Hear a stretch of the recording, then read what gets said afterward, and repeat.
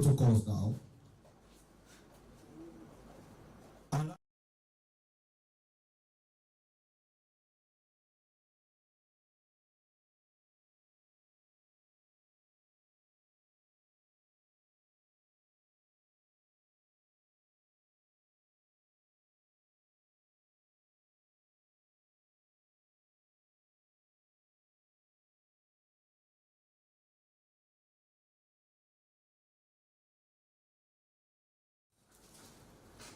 a politician, I believe Baba must have arrested that now.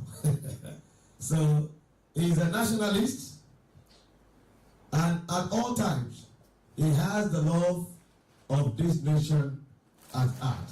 A good role model. Please let's welcome our elder statesman, Dr. Yemi Farobi. And you are welcome. God bless you. There's something unique about him. And today is a special day for him. Don't worry, I'll let that out later. And we shall do a special celebration for him. I also want to use this medium to appreciate and welcome our invited guest. As the keynote speaker, a senator of the Federal Republic representing Oyo Central Senatorial District, Dr. Yunus Abiodun Akintode, who is ably represented here. Let's welcome him.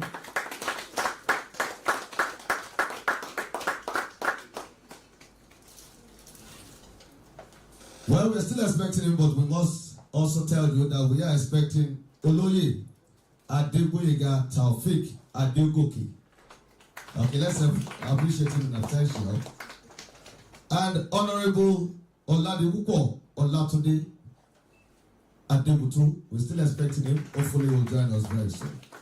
I want to use this medium to also appreciate the founder of this very platform, our own dear Reverend Dr. Phil, the founder of the conglomerate Immaculate Group, Honor 103.5 FM and Honor Television.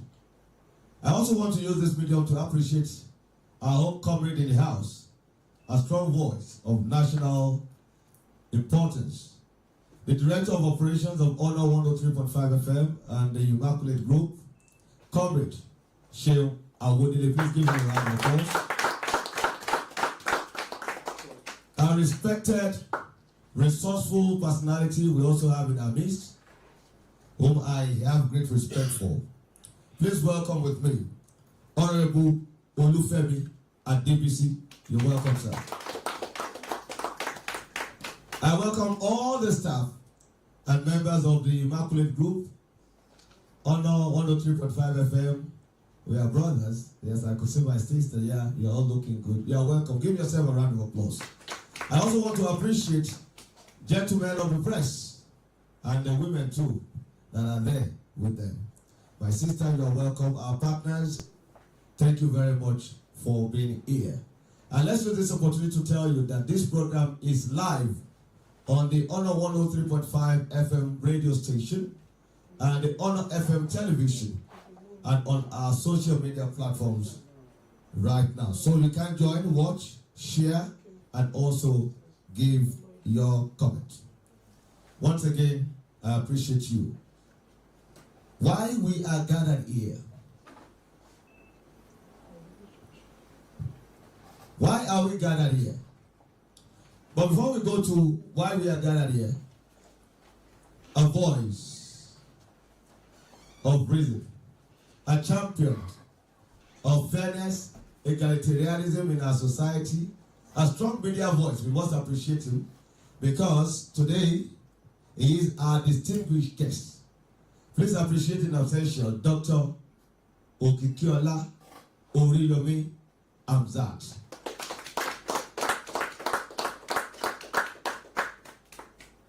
Multiple celebrations and concerns for us today because today we must reflect on Nigeria's independence, 65 years.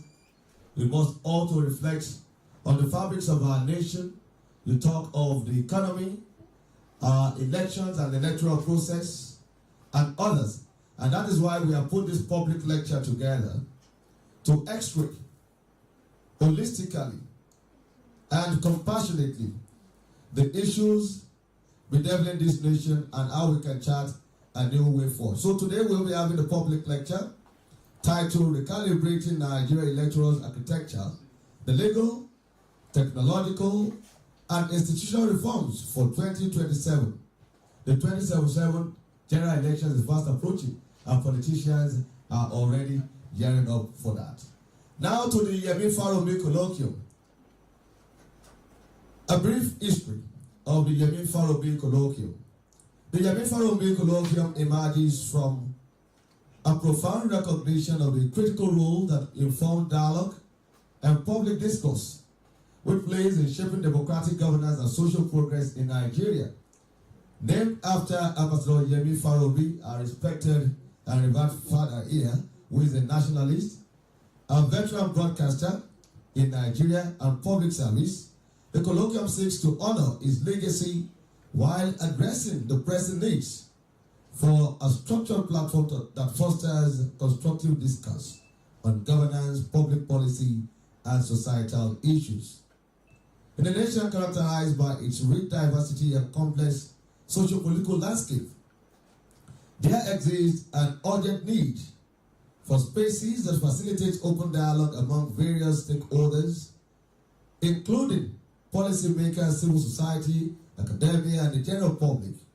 The challenges facing Nigeria today ranging from governance deficit, socio-economic inequalities, and the conflicts to issues of accountability and transparency necessitate a concerted effort to engage citizens in discussions that can lead to actionable insight and informed policy decision.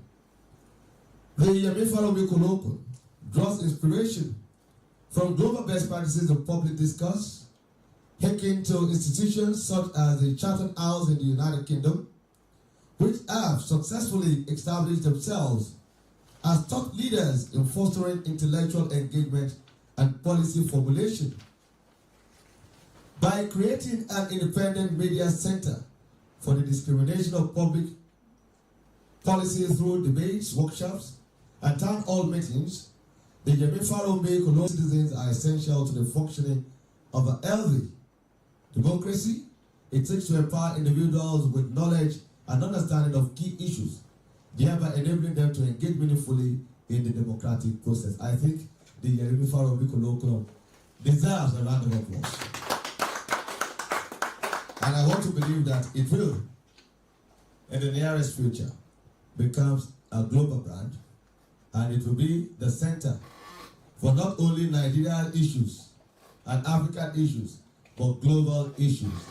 And the legacy of our revered father, Dr. Yemi Farounbi, will outlive him, and posterity will judge him right. Once again, give him a round of applause.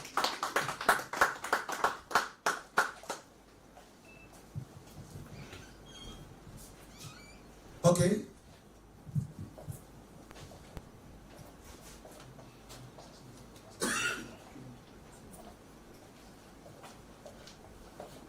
Ladies and gentlemen, let's again, respectfully, I'll prefer a standing ovation and a round of applause as I call to the microphone and this podium the man of the moment, a true nationalist, very passionate about the issues of this country.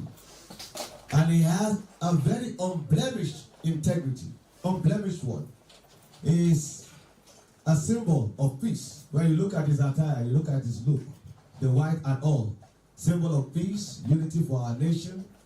And we must say that he is truly a man of peace and a force to reckon with in the Nigeria's agenda for greatness. Welcome with me once again with a round of applause and a standing ovation. Our celebrant, the man of the moment, Dr. Yemi Farounbi.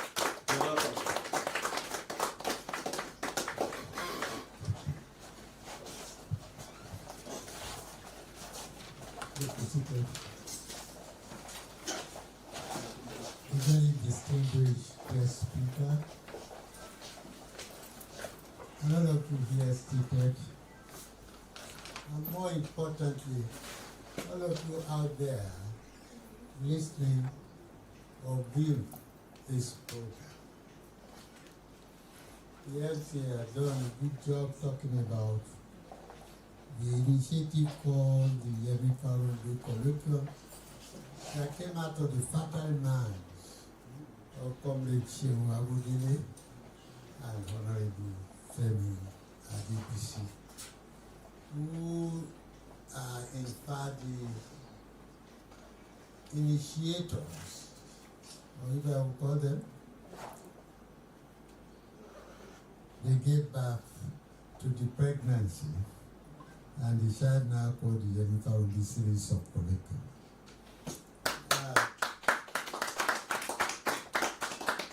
And we are doing this because lots of us have things we complain and grumble about in beer parlors, sitting room, in restaurants, and so on and so forth.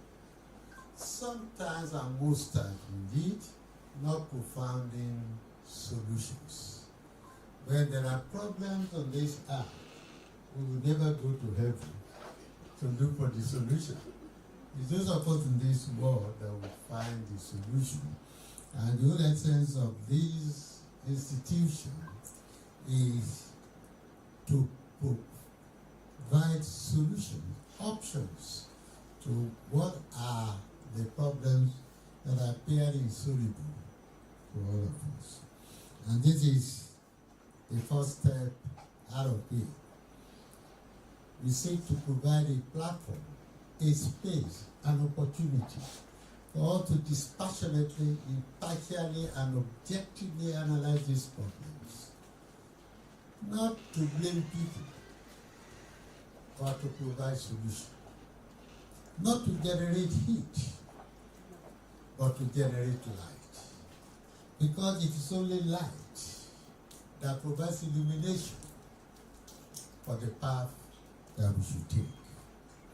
And we chose to start with this particular colloquium, with this beautiful lecture that will be delivered by my good friend, distinguished senator of this great nation, and I have occupied various political positions also before now. And the topic is recalibrating Nigeria's electoral architecture, legal, technological, and institutional reforms for 2027. Why are we starting this way? We believe at this institution that the greatest problem we have in Nigeria today is political recruitment. Who is a councillor? Who becomes a supervisory councillor? Who becomes a council chairman? Who becomes a commissioner? Who becomes a member of the State House of Assembly? Who becomes a governor? Who becomes a member of the National Assembly? Who becomes the ministers? Who becomes the president? It is the quality of the choices that we make that will create the consequences that we will live with. And so we thought that if recruitment is the problem, let us therefore look at the electoral architecture. At a time in history, Shehu Shagari was supervisory councillor for education in Sokoto local government. As a matter of fact, that was the last post he had before he sought an election that made him the president of this country. Is that a level, is that a caliber that we have in our local councils today? Chief Olabisi Onabanjo was chairman of Ijebu-Ode local government. And as a matter of fact, that was the last political position he had before he contested to become the governor of Ogun State. Is that the caliber we have as chairman of local government today? So, we make choices at every election. And we complain about the consequences of our choices. Shouldn't we therefore ask ourselves, are we making the right choices? Nigeria, as of 2023 May, was said to have about 220 million people. As at May 29, 2023, we are about 200 million people. But the election that produced 2023 May 29 had 93 million registered voters. But out of these 93 million registered voters, only 27 million came to vote.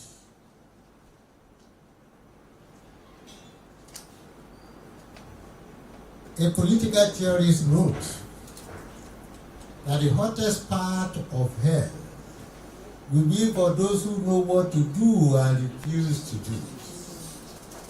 So the over 60 million people who are registered voters, who had collected their voters' cards, but didn't come to vote, must consider themselves as having the hottest part of hell reserved for them, because the choice they made in not coming to vote has led to consequences that we may or may not be complaining about today.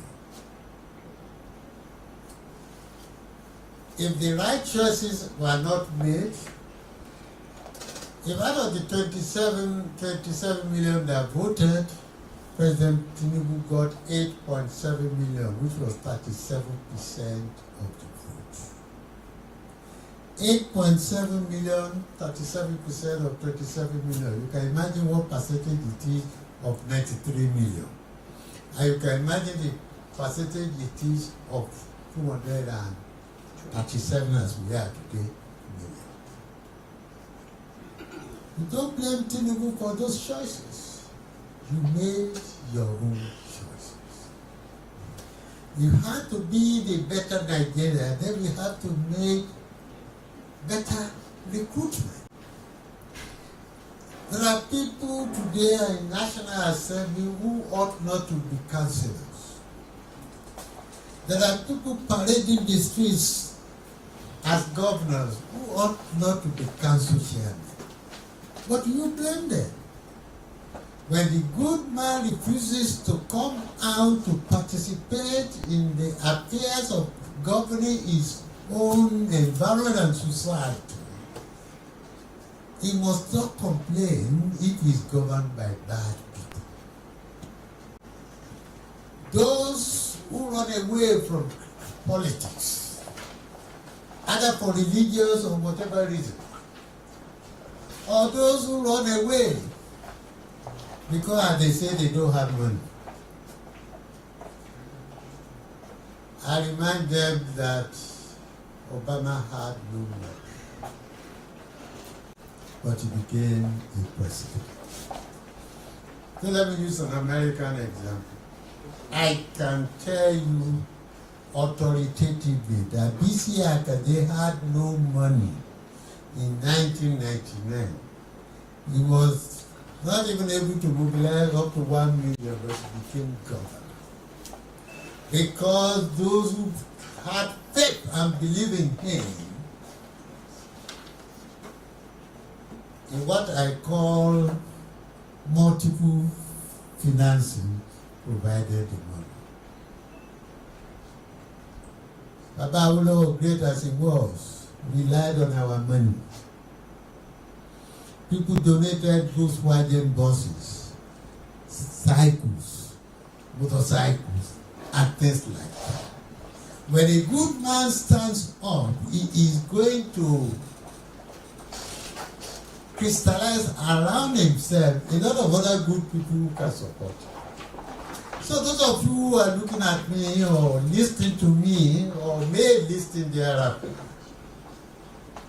who think that it is because I don't have money, it is because politics is bad, politics is not bad. I have been in that game since 1964.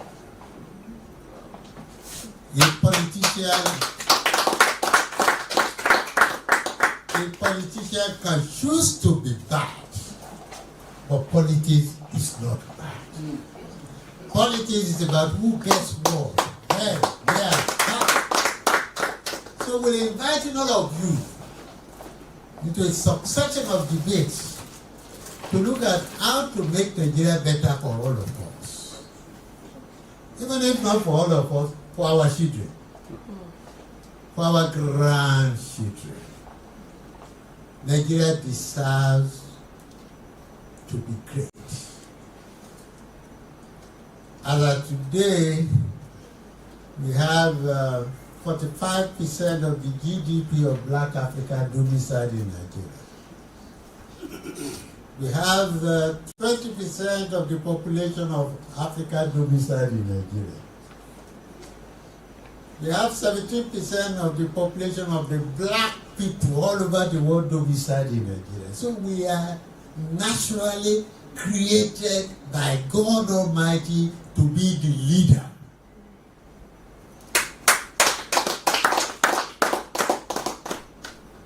So permit me therefore to end by reminding you what the Oyo State Anthem says. Aṣíwájú ni wá. Nigeria is created to be an aṣíwájú. Aṣíwájú ni wá. Aṣíwájú ni wá. And as they say in Oyo, Oyo ò ṣe bí kí ló máa ń ṣe?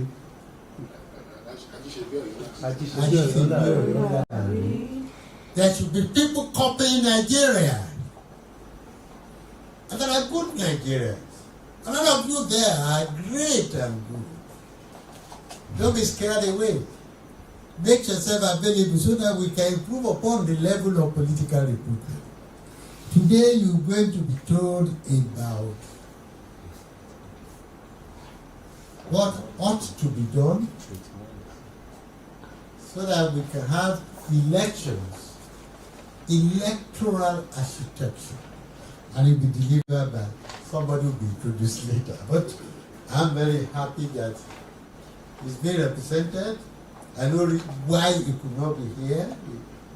He was so committed to this theme, but when you're in National Assembly and then there's an October one and the president decides to do something and you're a chairman of committee and all of that, you have to show your face.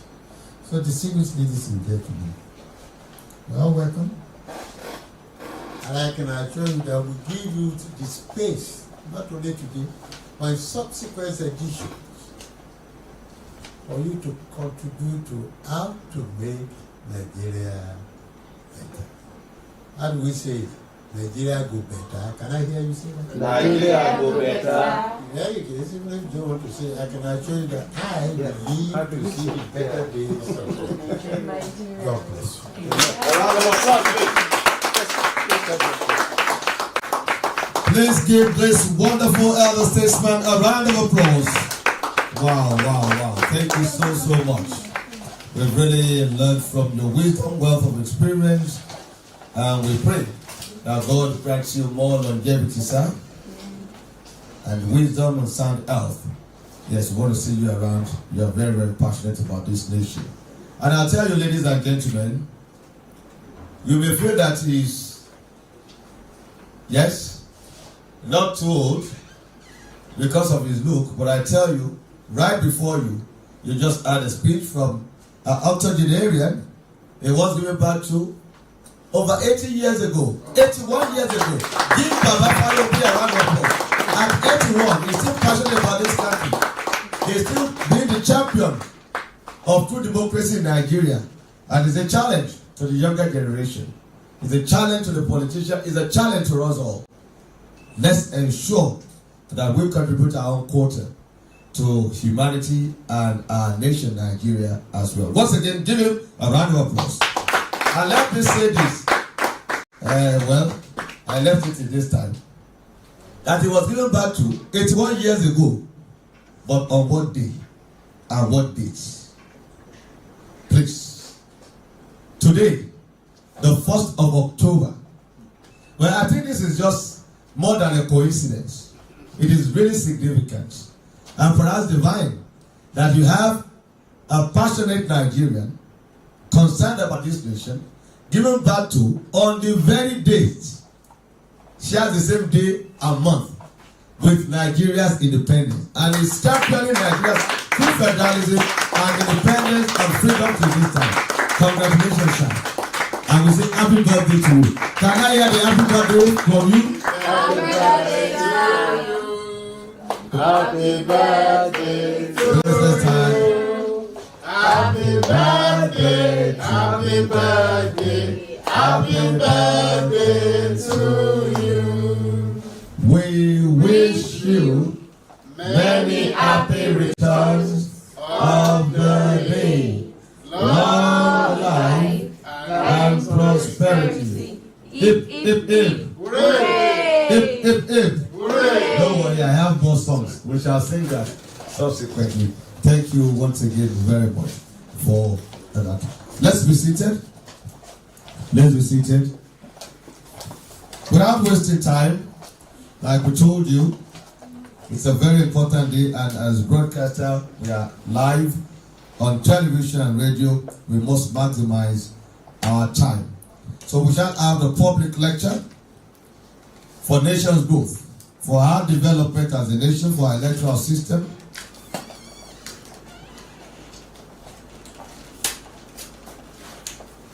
And I will implore us all to please be attentive, very, very attentive, especially when we have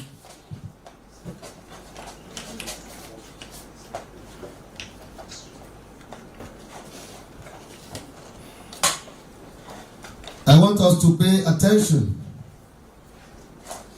to the lecture so that we can walk the talk.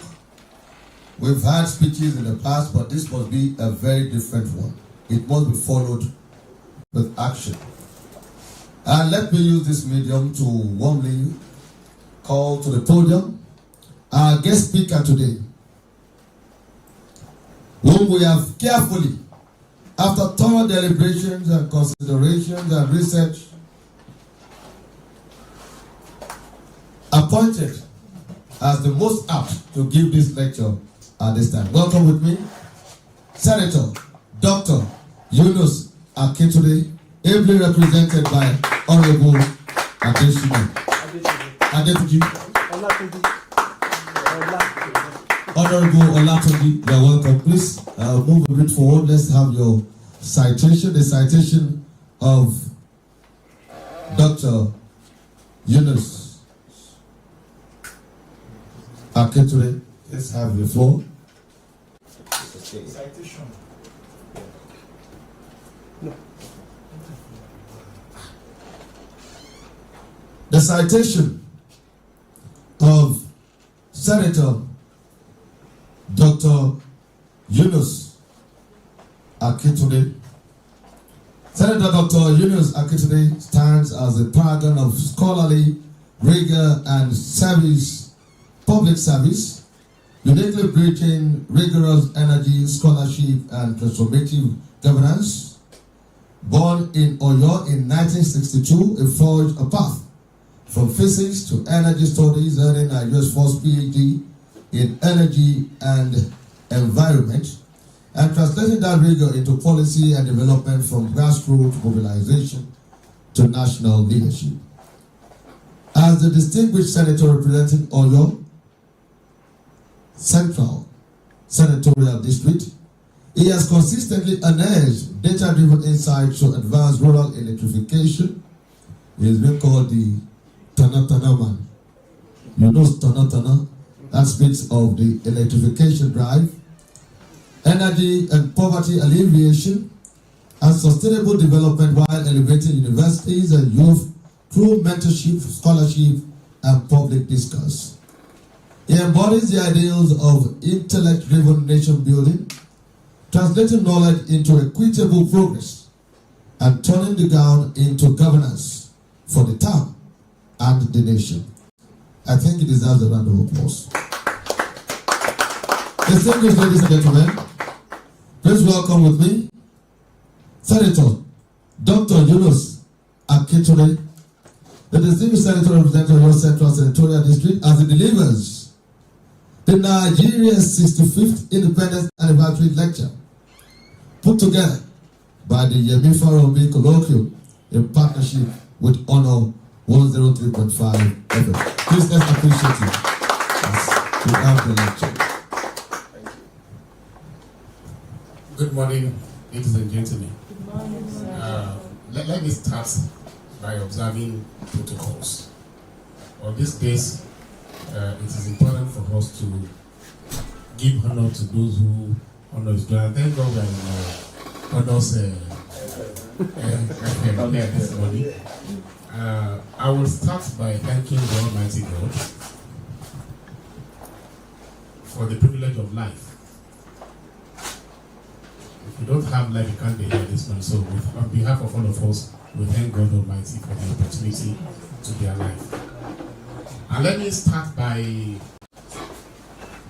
giving so much reference to our Baba, epitome of good nature, kind-heartedness, commitment to humanity, a man driven by purpose, a doyen of media industry. Some of us in the industry would always attest to the kind of leadership that he has provided over the years.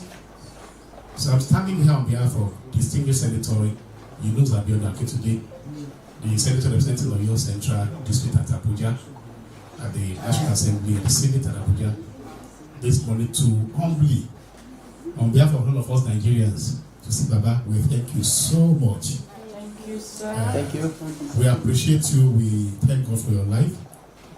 We thank you for what you have represented to us.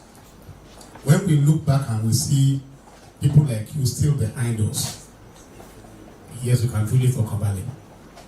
We can truly have a peace at our hearts. So I bring special regards and greetings from my principal, who you have saved me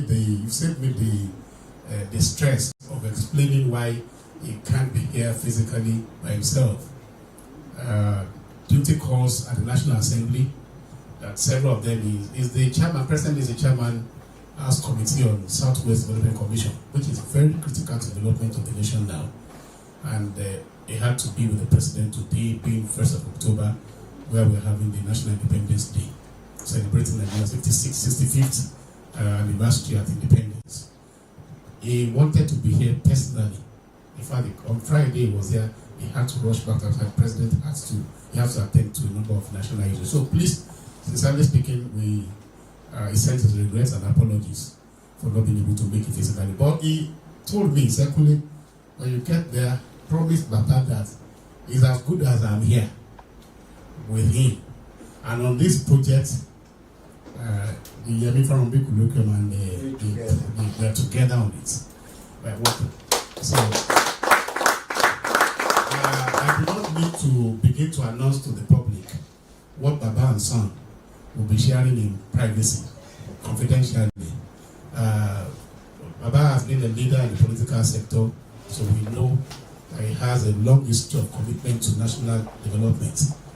So on that note, we want to say a big thank you to you. And I also want to, the distinguished guests are not here yet. In absentia, I want to appreciate them, and I believe they will also come.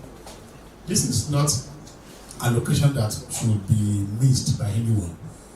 And it's important for us to understand and underscore how relevant the topic we're about to discuss this morning is to humanity, not only to Oyo State, not only to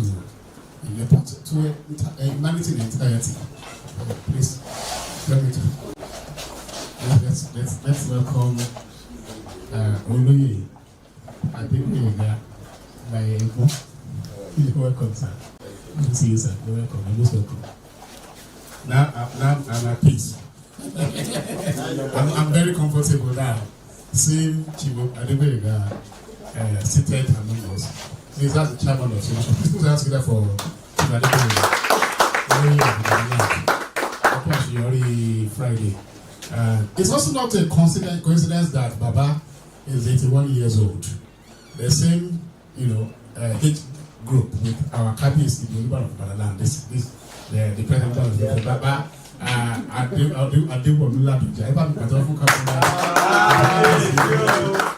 So we thank God for a day like this. I will not waste our time. I will go straight into the lecture. But permit me to speak into the lecture. Permit me to speak to the lecture. Some of us have the copies of the lecture. If you have it, we have produced it and we are still going to produce more. You will have a copy of the lecture before you go or afterwards. I will send the soft copy to the organizers of the day. Let me also thank my very good brother and friend, Comrade Adebisi Emerita,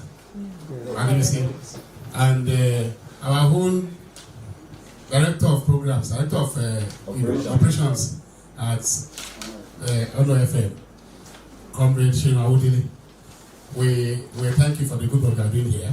I'm not surprised when I came here and I saw the fantastic work going on there. So on behalf of this activity and the rest of us outside there, we say thank you very much. We want to thank the management of Bonus TV, there are people here working with the entire management team for the good work they are doing here. The Lord Almighty God will continue to bless you. Amen. The lecture, as we have actually identified, is recalibrating Nigeria's electoral architecture, legal, technological and institutional reforms for 2027. This lecture is quite apt at this moment because the nation is preparing towards federal election, national election again in 2027, which is to many of us it looks as if it is very, very far. But 2027 is just around the corner now. Before you blink the eyes, we're already in 2027. 2027 will just come and go like that quickly. And by February 2027, we'll be going back to the polls to elect new leaders and govern this country. And with that, our challenges in the past as a nation, we have come a long way. So in this lecture, the senator tried to do a historical background of our electoral processes, precisely taking us back to independence in 1960, when Nigeria got independence from Great Britain. So we also looked at what are the assessments of the current situation. Where are we now as a nation? Then the lecture would eventually dwell into identify the reason why we need to calibrate. And when you say you are calibrating, that means you are recalibrating, the calibration actually. It means that you identify the fact there are challenges, there are problems, there are issues that you will need to look into. And this lecture has picked 3 out of the several challenges that we are facing: the legal aspect of our electoral process, the technology aspect of our electoral process, and then the institutional aspect of it. And those are very critical sectors and issues that have to be properly analyzed and understood. Having identified those areas, we look at, now picked up in item 4 of the lecture, what are the necessary legal reforms that we need to do, what are the necessary institutional reforms we need to do, and how robust is our technology architecture, and then we draw conclusions and make a recommendation. That is what the lecture is all about. What we have on the paper is just a summary of the entire lecture. So let me quickly start to look. Like I said, I'm going to read and discuss issues as we go on. I was going to probably use the time of my book, but now that you came, I have to stay within the 25 minutes allotted to me. Now, we looked at the introduction. Elections are very critical because they are the heartbeat of democracy. In every nation of the world, especially established countries that we all look up to, like America, Great Britain, Germany, several of them, you can see and conclude that because they have sustained their democracy, because they have sustained the ethics and principles of true democracy in their various countries, we are not surprised that they have been able to grow in terms of real national development, structural development, economic development.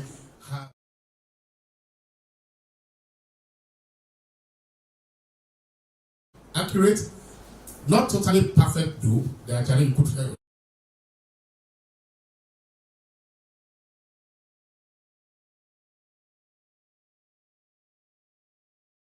to power.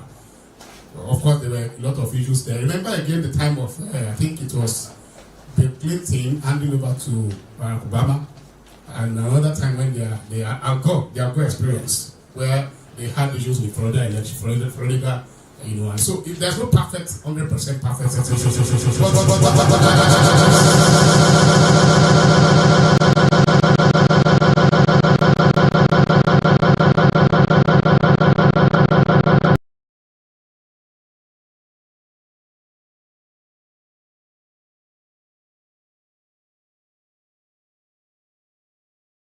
The elections are mechanism through which the people renew or withdraw their consent from who govern them, their leaders. But yet in Nigeria, unlike other countries that I've mentioned, they search for a credible, transparent, and inclusive elections has been a long and difficult journey. And as we look ahead to 2027 general elections, the question before all of us here this morning is very clear. No ambiguity about it. How do we recalibrate Nigeria's electoral processes that we have identified and our architecture to ensure elections that truly reflect the will of the people? We have identified that in reality we have problems. Whoever says that Nigeria is a fantastic place, it's El Dorado, we have reached El Dorado, is either deceiving himself or not telling the people the truth. So looking at the historical background, so where we have our major function this morning is what are the solutions? How do we get out of the quagmire we have found ourselves as a nation? How do we resolve the issues? Baba said it in his presentation that, in summary, what needed to be done is for quality minds, sound individuals, intellectuals, the elite class, all of us together, the artisans, all of us together, to come together and provide solutions to our problems. Meaning that there is no problem in this world created by God Almighty that do not have solutions. However difficult, however tough those problems might be, there are solutions. What the challenge that we have as humans is that we do not look inwards. We do not want to agree. Most times we don't agree that we have problems. But the moment we agree that we have problems, in fact, solutions are very close by. As a nation, we know that we have problems. If they are not telling us, we know that we have problems. And when we know the problems, there are a lot of us here that have solutions to the problems. And that is a duty that we all have as a people to ensure that what are the problems and what are the solutions. Going back to historical background of Nigeria's electoral reforms, Nigeria's electoral reform history is marked by progress and setbacks. We've had it right, wonderful at a point, and it's discussed in this lecture. From independence in 1960 through the First Republic, elections were plagued by malpractices, intimidation, and violence. The disputed 1964 and 1965 elections triggered unrest that eventually culminated in the first military coup. Many of us were not alive at that time, though, but thank God Baba can reflect back to, we read it in government and history, the wet year. Operation Wet Year of those days. And we saw it. I can say that I saw the relics of Wet Year. But I was born in 1968 by the grace of God. So I can't say I didn't witness Wet Year. But we knew what happened. My own grandfather was almost killed in his house at Idiaru in Ibadan. He had to escape through the roof because he was one of those people that were, Awolowo people. And so those are the challenges we had in those days. The history is always there to know what roles everybody played in those days. And history will not forget. Many of us that are younger may not know those histories. But when you look back and read those days are there for us to just look at. So we had that. But the Second Republic as well too. I think I witnessed that one. I was still to witness that one. But the small boy of 10, 11 years old had been interested in politics. I've been following events. So you see, in Second Republic and 1983 elections under Fedeco, I remember Fedeco, those days, Fedeco, Apoti Fedeco. It was something that we witnessed those days. They were also marked by allegations of rigging. In fact, Chief Awolowo went to the courts to challenge 1979 election and 1983 election in the courts. In those days, And up until about the 1999, a little before then, we also had the NRCSDP experience. It was those days we called it for long. Whatever happened, win or lose, we take it like that and just let go.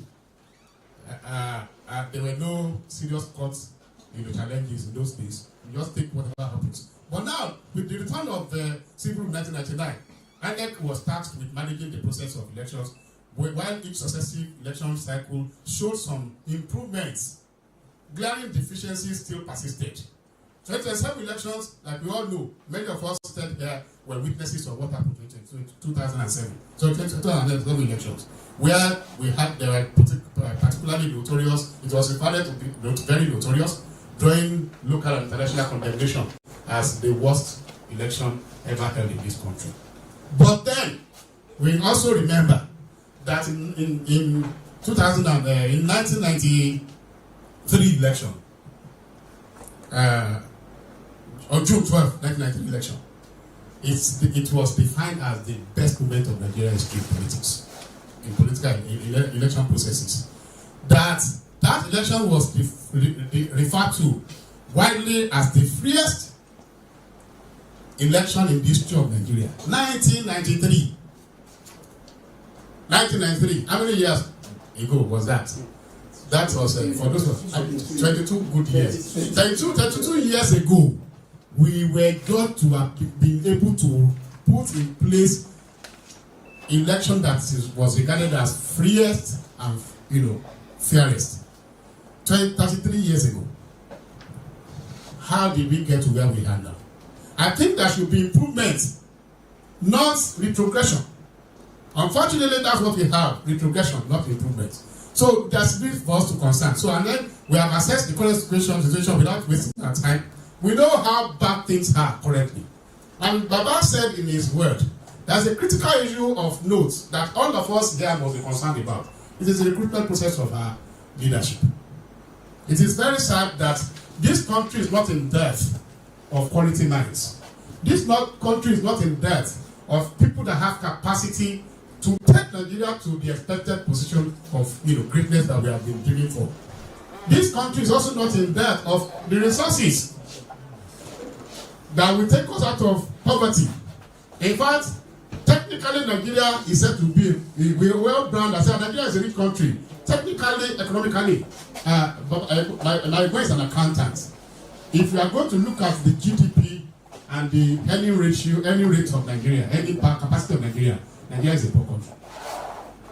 An average Nigeria is earning less than $5 a day, if up to that. So we will be regarded as one of them. But in reality, I stand to tell you, and I stand to be corrected, that this country is not a poor nation. Everything we need to be a great country, God in His mercies has been gracious to us. He has provided everything we need here to make this country to be an enviable nation globally. But sadly, what do we have? The challenge is in leadership that does not have. I think for the first time, I can stand there to tell us that Nigeria is blessed indeed. For the first time, I'm not there to preach government, to elucidate any individual or to praise any individual. People who know me, I don't do that. I'm speaking the mind of my leaders, my principal. We have that in common. We don't just do praising game. For the first time, I think we are getting it right as a nation. The reforms that the Mr. President is putting in place now is clearly showing that Nigeria is in the trajectory to greatness.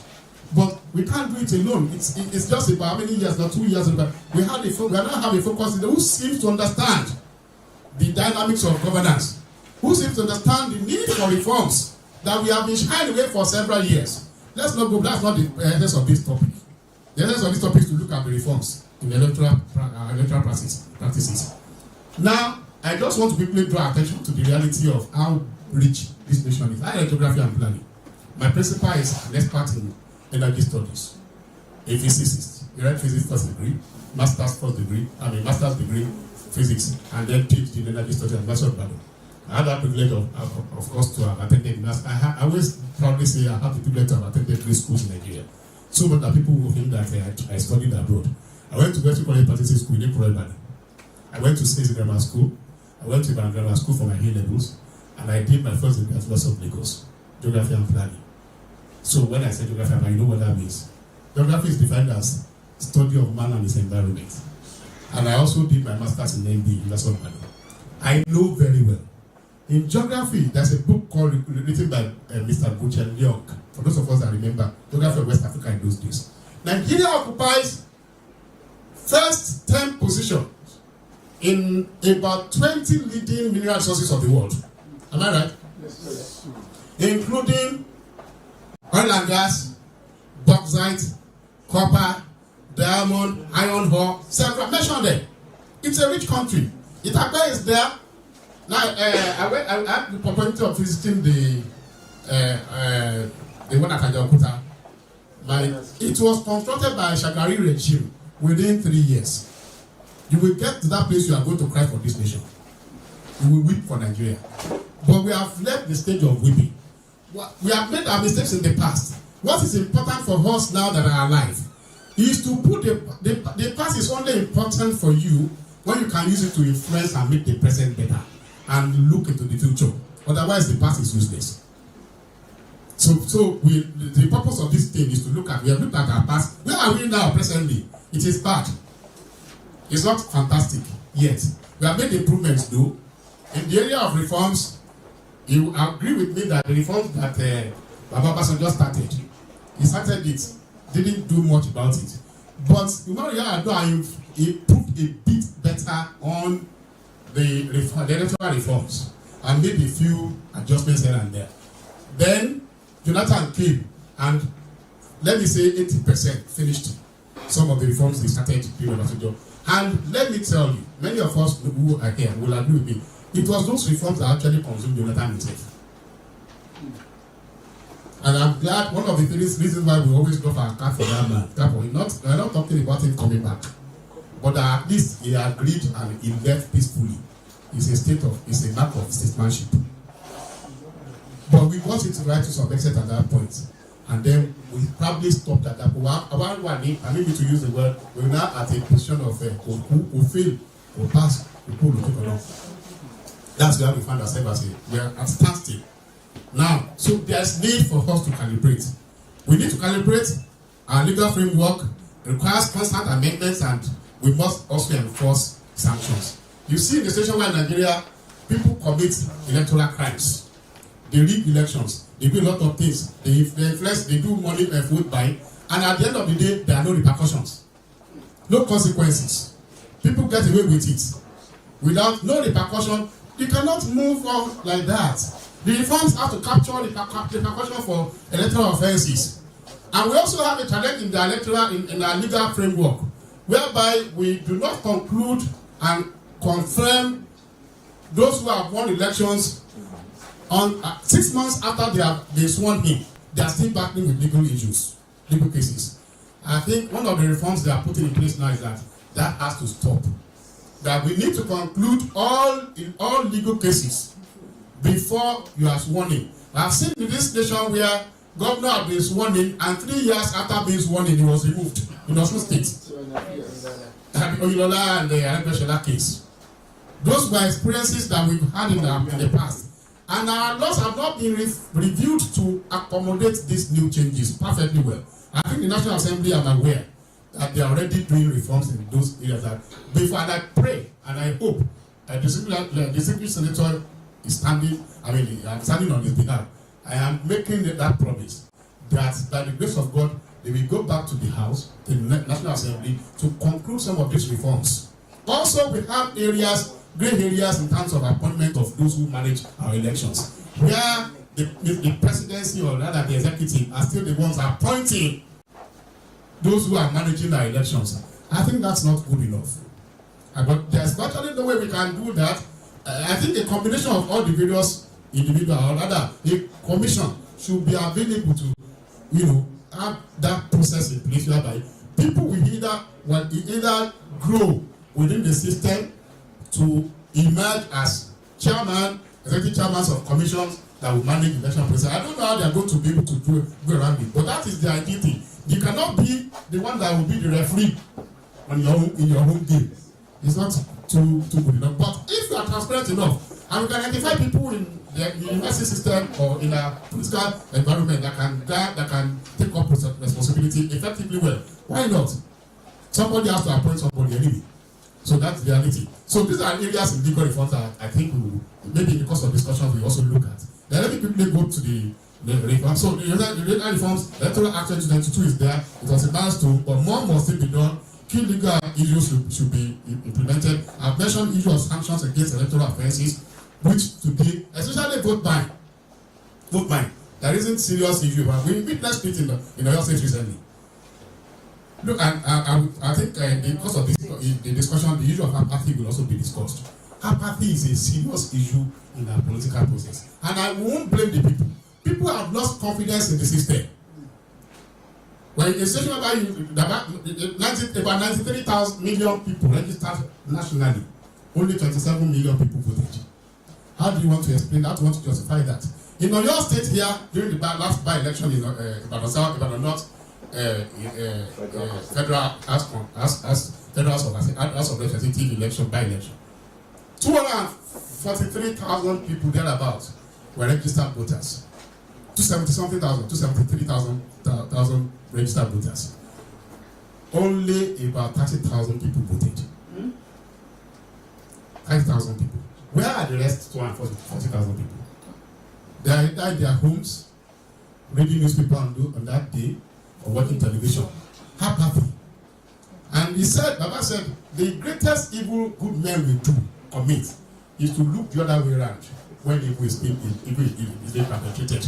Apathy is an evil in politics. Good people must go into politics.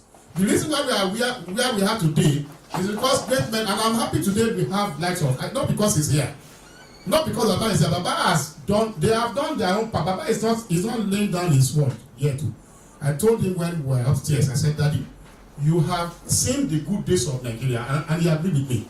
They saw the good days of Nigeria. Some of us saw the relics of what they experienced. Some years back, I was in a program like this, and Baba Ulumoyo was there, and I said, Daddy, you owe our generation a lot of apologies, because you witnessed the great old people of old handed over a Nigeria that was great into your hands. They gave you a Nigeria that was working, but see, is this the best you can give to us? And Baba laughed, and he said, Kole, fantastic. Unfortunately for me, that day, that was when the people of my age group were also in government. Donald Duke was in government as governor of Cross River State that time. Dimitri Bankole was the Speaker of House of Representatives that time. And we saw Dogara and Co, all of them, we saw how they also contributed to national development, the best they could do. This is not to criticize, or like Baba said, to criticize anybody. But so he now said, I gave him back. I said, sir, the problem is that you also produce your likes to be in charge. And that kept quiet a little bit, but that was very. So that's the challenge we have. Where are the good men in politics? You have left political management of state management, critical issue of management of our lives. That's politics. That's where you elect people who lead us. And leadership is very critical in development. Get leadership right, you get the system right. Get leadership wrong, you get the system wrong. Thank God, not because I'm standing for Senator Akintoye. The only reason why we could work together is because we are like minds. If that is not there, then I don't have business working. Because I could see in him the kind of person I look forward to in politics. I could see in Baba. These are the people that encourage some of us to still stay in the system. And there is not, unless we get these things right and good people come into governance, we are wasting our time. The progress that we are looking for in Nigeria will not be possible. So those that have established an independent electoral office commission and tribunal to ensure justice is established. Guarantee financial and administrative autonomy for INEC, very critical. INEC has to be autonomous, totally autonomous. And legal framework to compel internal party democracies and transparent primaries. Some of us have been victims of that challenge. Primary elections, that is, you will go to serve, it's time to say no. What do you do? Necessary institutional reform. I'll round up. I'll just quickly finish the look at the necessary institutional reforms. We look at the institutions and not individuals. Institutions are very critical. Why those countries that we talked about got it right? It's because they have very strong institutions. They have established processes. that just coming into the system. The system is working. Structures are there. Even however stupid, somebody will tell me that there are some organizations in America that however less intelligent you could be, if you are appointed, there are processes to be followed. Just follow the processes, procedure, you will succeed. Little brilliance. But here in Nigeria, it's a matter of game of who you know, not what you know. That's a big challenge. We have to appoint people that have capacity, people that have understanding of the dynamics of governance to be in charge. So if our reforms must accommodate quality minds, we must ensure that appointments to leadership are based on, I mentioned that, that's what I'm saying, competencies, independence, and integrity, not political patronage. What we have today is political patronage, people in charge. Until we stop that, until we identify people that have capacity to deliver and put them in charge. Many occasions we have seen people who have wanted to put, some of us are in politics. Like Idris Akintunde and Dr. Akintunde and several of us that I mentioned that I know. It's not what they want to hit again that they're looking for in politics. I was hoping what we will become. That's why some of us are in politics. Otherwise, sincerely speaking, it doesn't want it. It can be very frustrating, but we will not stop. We'll keep on until we get it right. So those are things that we need to know. In conclusion, we have to recalibrate the Nigerian electoral architecture. I don't need to bother you about the issue of beavers and items. We know how the glitches and the challenges that we had during the previous elections, the last one and the 2019 and 2023 elections. Those glitches were real. And we had secured such architectural system to manage our what is the beaver system? It's simply about technically duplicating what we do manually to ensure that we got things done technically, and so that we can be at the polling booths and do your elections, take record of what you have, and then it must tally with what the technical system is providing for you. So to be double sure, that's just what the thing is about. So as the excuse they gave was that, okay, if you couldn't use it technically, at least you have the manual thing, and it's the same thing. That was what they did at the law court, what they said at the law court. But Nigerians are saying no. Both must be available. The world has gone beyond the situation whereby you rely on manual techniques to conduct election. In America today, you don't need to go somewhere to go and queue. In your office or your home, whatever, with your telephone, you can cast your vote. You must get to that level in Nigeria as well, whereby you can cast our vote technically without any stress. So those are the kind of things we are talking about in terms of technical reforms. We must be able to, Nigerians want to go and vote, but when they have to queue for several hours before they can cast their vote, it can be discouraged. People don't have that kind of patience. So but when it is their homes, comfort of their homes, they can cast their vote on their telephone without, talking about errors and what have you. You will see that the apathy will reduce a little bit. That's one of the areas we need to look at, technical issues. So conclusively, we have discovered that we cannot continue to go this route. This route we have been going through in the last several years in our nation system has not led us anywhere good. And it's only fools that will continue the same trajectory several years continuously. People are wise in Nigeria. Well, Nigerians are not idiots. We are not fools. We have several people that have capacity to deliver and take this nation to El Dorado. So I want to, this colloquium, as we are going to discuss further, there will be comments here and there. The bottom line is that we are ready for change. They ask the National Assembly will go back to the drawing board. The executive will go back to the drawing board. The collaboration with judiciary as well will bring a meaningful development and meaningful progress to our nation. And lastly, I want to challenge those of us seated here, people are hearing us at home. Solution to Nigeria's problem is what Baba has identified in the aspect of recruitment of our political leaders. National Assembly, Federal House of Representatives, I can tell you authoritatively over the majority of this is a personal quote, personal comment in my capacity. That majority of those who are there don't have business there. They are only lucky to have in the Senate chamber. So we have the likes of Senator Akintunde and Oloye Sharafadin Ali, check any ones that I carry over. I can't look at it. I can't look of the land. A fantastic, brilliant lawyer who has demonstrated expertise in management of state policies. He has been the SSG in Oyo State before. And we have Dr. Eunice Akintunde, fantastic man, brilliant, intelligent. Dr. Fatai Buhari, representing Oyo North, fantastic and intelligent person. We are lucky. Other states are not that lucky in Nigeria. I remember a story when the late governor Ajumobi mentioned that when he got to National Assembly, he said he got there and he found out one man came to meet him. I said, I can't. And he said, you don't ask. He said, I can't remember the name he called, but one person from the north. He said, what are you doing here? I said, I'm here now. I'm a senator. You mean senator like me?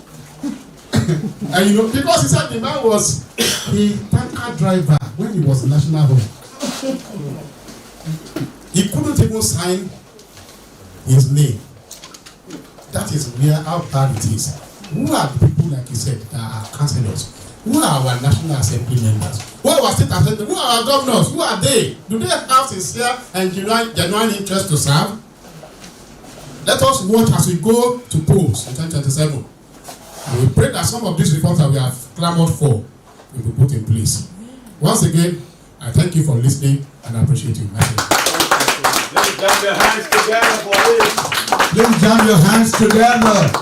Yes, for our guest speaker today. Thank you very, very much. We appreciate you. That was $1 million worth of lecture. You've chronicled and also at the same time. You chronicled the challenges that the electoral system is facing in Nigeria and you provide solutions and recommendations. Please, once again, jam your hands together for him. Our distinguished Senator, Dr. Eunice Akintunde, ably represented by Honorable Olatunji. Thank you very much. Once again, I appreciate you. Ladies and gentlemen, it is apt for us to warmly welcome a distinguished Nigerian, a man of many paths. In fact, he is being called the solution man. He's bringing a lot of solutions on board, and we just hope and wait to see the solutions to our myriads of problems. Let's, with great honor, welcome our chairman for this occasion of today, Oloye Adegboyega Taofik Adegoke, FCA. You're welcome, sir. This humble personality that you have before you is an entrepreneur of note, a business tycoon. He's a man of elegance and royalty, a potential Olubadan. Please jam your hands together. Jam your hands together. He is a philanthropist. In fact, you will get to know more of him. But once again, we welcome you, sir. He is so humble. We were together at the coronation of the Olubadan recently. Very accessible. And let's use this opportunity to quickly have your citation, sir. I implore you to just move forward, yeah? Just have the podium while I quickly give the citation of our chairman of this unique occasion today. Standing before you is Oloye Taofik Adegboyega Adegoke, fellow of the Chartered Institute of Accountants, FCA. He is a distinguished business executive, a philanthropist, and community leader from Ibadan in Oyo State, Nigeria. He is known for his integrity and leadership, excellent leadership, and commitment to progress. Let's quickly have his background. I told you that he is a fellow of the Chartered Institute of Accountants. He had his education in notable and prestigious institutions. Talk of the Obafemi Awolowo University, University of Cambridge, the George Business School, and other prestigious institutions. He has royalty, his blood, and a potential Olubadan. In fact, in his fast rising along the ladder, you know it's a process to become Olubadan. And steps. Alright, and we just hope that it becomes Olubadan one day in his lifetime. He is the chairman of Awene Communication Service Limited, overseeing Solution 93.9 FM, Ibadan. Please clap your hands together. And chairman and director of other conglomerates. He has a number of companies to his credit. He has received numerous awards and encomiums because he is indeed a gentleman, a go-getter, and an humble achiever. Jam your hands together for him again. He is not just a humble man, although the pocket is very, very big. The pocket is big. And he is known for his very, very huge donations, generosity to mankind, and to projects that will elevate humanity. And we have another project here today. Yes, this one will outlive Dr. Yemi Farobi, and is a project that every sane Nigerian, every well-meaning Nigerian must participate in. So we have Oloye Taufik Adegboyega Adegoke, a philanthropist who just donated. It's not even 5, it's not 6. I know the figures, I know the number of zeros attached to it. But don't worry, you know more of him, you will see more of him today, because we believe he will donate to this cause generously. Please welcome with me this great philanthropist, Oloye Taufik Adegboyega Adegoke, the chairman of the Yemi Farobi Colloquium celebrating Nigeria's 65th independence anniversary in this country. Thank you very much, sir. God bless you. All good to have you. Let's quickly have the chairman's speech or remark. Thank you, sir. Thank you. I like that. Very smart. Sir, thank you very much for finding me worthy to be the chairman. Actually, today is a busy day for me. Oloye Lekalabi is waiting for me. His book launch. I'm the chief launcher, so I have to be there. He's waiting at the Ratawu Hall at BCS. Alaja Muti Abadoja is celebrating her 70th birthday today. I'm waiting for you. And actually, I'm supposed to be in Lagos. My office in Lagos, OES Energy Services, every Independence Day we celebrate our staff and we do independence in the office. As a director, I'm supposed to be there. It was yesterday I told my other colleagues that I will not be there. You can imagine. Just because I've already made my commitment. Because when he dropped me a message that will you be able to, I already said yes. Wow. And I didn't want to go back. Yeah. So that was why I didn't. I'm supposed to be in the because other staff called me, okay, you don't call me. Because we use that opportunity to celebrate our staff and employee every year. It's a good where you socialize, interact, and let them lose the gas and say something, tell you about how to move the country forward. You know, that's an environment where you can get them to say so many things. So that's why we always create that opportunity for them to interact with us. As we are doing the one in Lagos, those in Port Harcourt will also do the same thing. That's what we normally do. Because at that occasion we tell them, here is what we call get free out of jail card. Meaning you can say anything you like and you will not be held responsible for whatever you say. So that's the So it's a way of that's part of what we call people management in order to get your staff to work for you and believe in what you are doing, because you can't do it alone. Yes, sir. Nobody can clap in one hand. It's a great effort. So thank you, sir, for inviting me, and also my brother, my senator brother, as the guest lecturer. When I look at him and I say, Senator, you won't be able to attend. We were together on Saturday night at Bayo Adelabu's little get together. I know that during the week, where also he might be in Abuja to support the president, which is key, because as a senator of the Federal Republic, you want to be around your president, more so that you are in the same political party. You want to support him. So that's why I said, will you be able to make it? And when I came and I saw my brother, I said, okay, that's good. So thank you, sir, for this lecture, and also for still believing in Nigeria. Because if at your age you still think Nigeria, because when you look at the topic, it's very critical. Electoral reform, electoral process is very critical. And when you're talking about electoral process, we must also talk about our we need to reform our political parties, politics. I keep telling people, it's difficult for learned people, professionals, to take part in politics in Nigeria. For instance, look at what happened on Monday.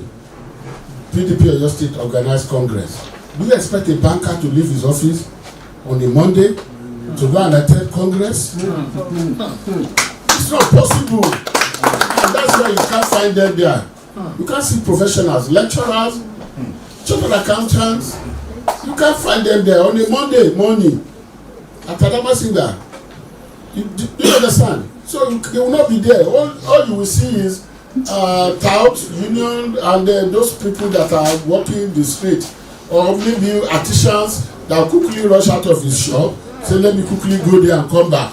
But if you don't have people working with you, if you are a vulcanizer, you will not be able to go because you want to make money to earn a living. So, or you see them maybe ward or local government meeting, they fix it during the week.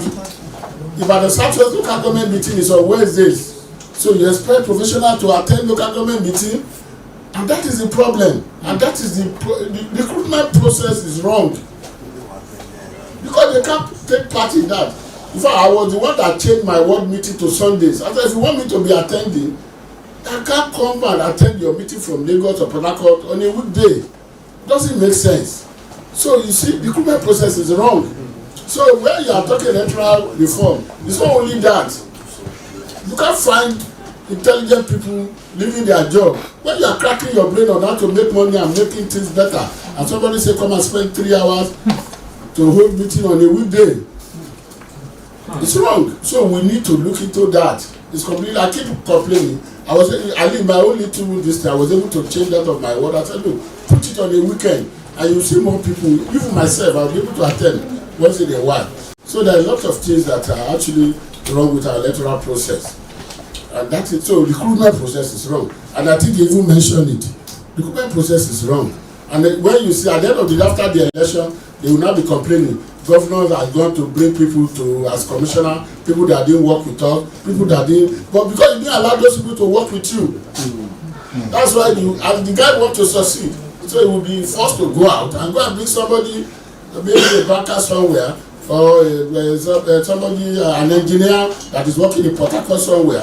It's because of the process. It's not his fault, because he wants to succeed, because you are as good as your team. If you are not working with a good team, you will not be able to achieve anything. Teamwork. So teamwork is key and is important in whatever we are doing. So for you to be able to succeed, you have to surround yourself with the right caliber of mind, the right caliber of people. So that is part of the process. So that's why I said our Baba still believes in Nigeria for organizing this thing. And when you look at the topic, it's so germane, it's important. Because now 2027 is coming and everybody is shouting that okay, how do we, especially now this year, there definitely will be the incumbent chairman, the electoral INEC chairman will be leaving. Now, every day, if you listen to Arise News in the morning, yesterday I monitor it, their morning show, and you see them saying, oh, the president should be doubt that, you see, if no matter who is there, if he has integrity, if you believe that, oh, this man has integrity, people will not complain, no matter who appoints the guy. But integrity is key in whatever we are doing. So even if you put somebody internally, look at all the ministry, all the NDAs, all over the place, all the directors. The director didn't come from the moon now. They rose through the process. But at the end of the day, what do we have? Look at all the issues. You can't really do any business, anything without, oil and gas, and for you to finalize a contract, it takes average of 3 years. If you want to finalize a contract, from the time they bring the tender and start the process. So they are not want to increase your production. When it takes 3 years to finalize oil and gas contract. So it's everywhere. It's not just electoral this year, and that is part of the problem. So we need to change. We need to have a change of mindset. So the reform actually has to include people. We need to reform ourselves, and it has to start from day one. You see, I was talking to somebody the other day. I said, this year I instituted an award at LAUTECH, said best graduating students in fixing for the next 10 years, and I gave 200K per year. I said, so, and somebody asked me why fixing. I said, look, we need to look back. Look at where India is today.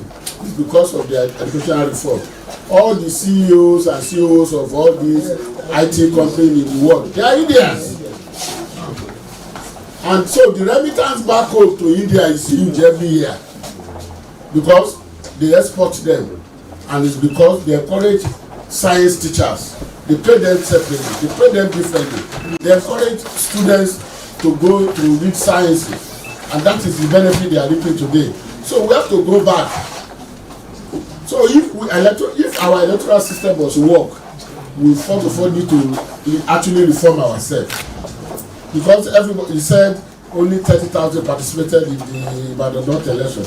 Because people are discouraged, they know that whether our vote might not count.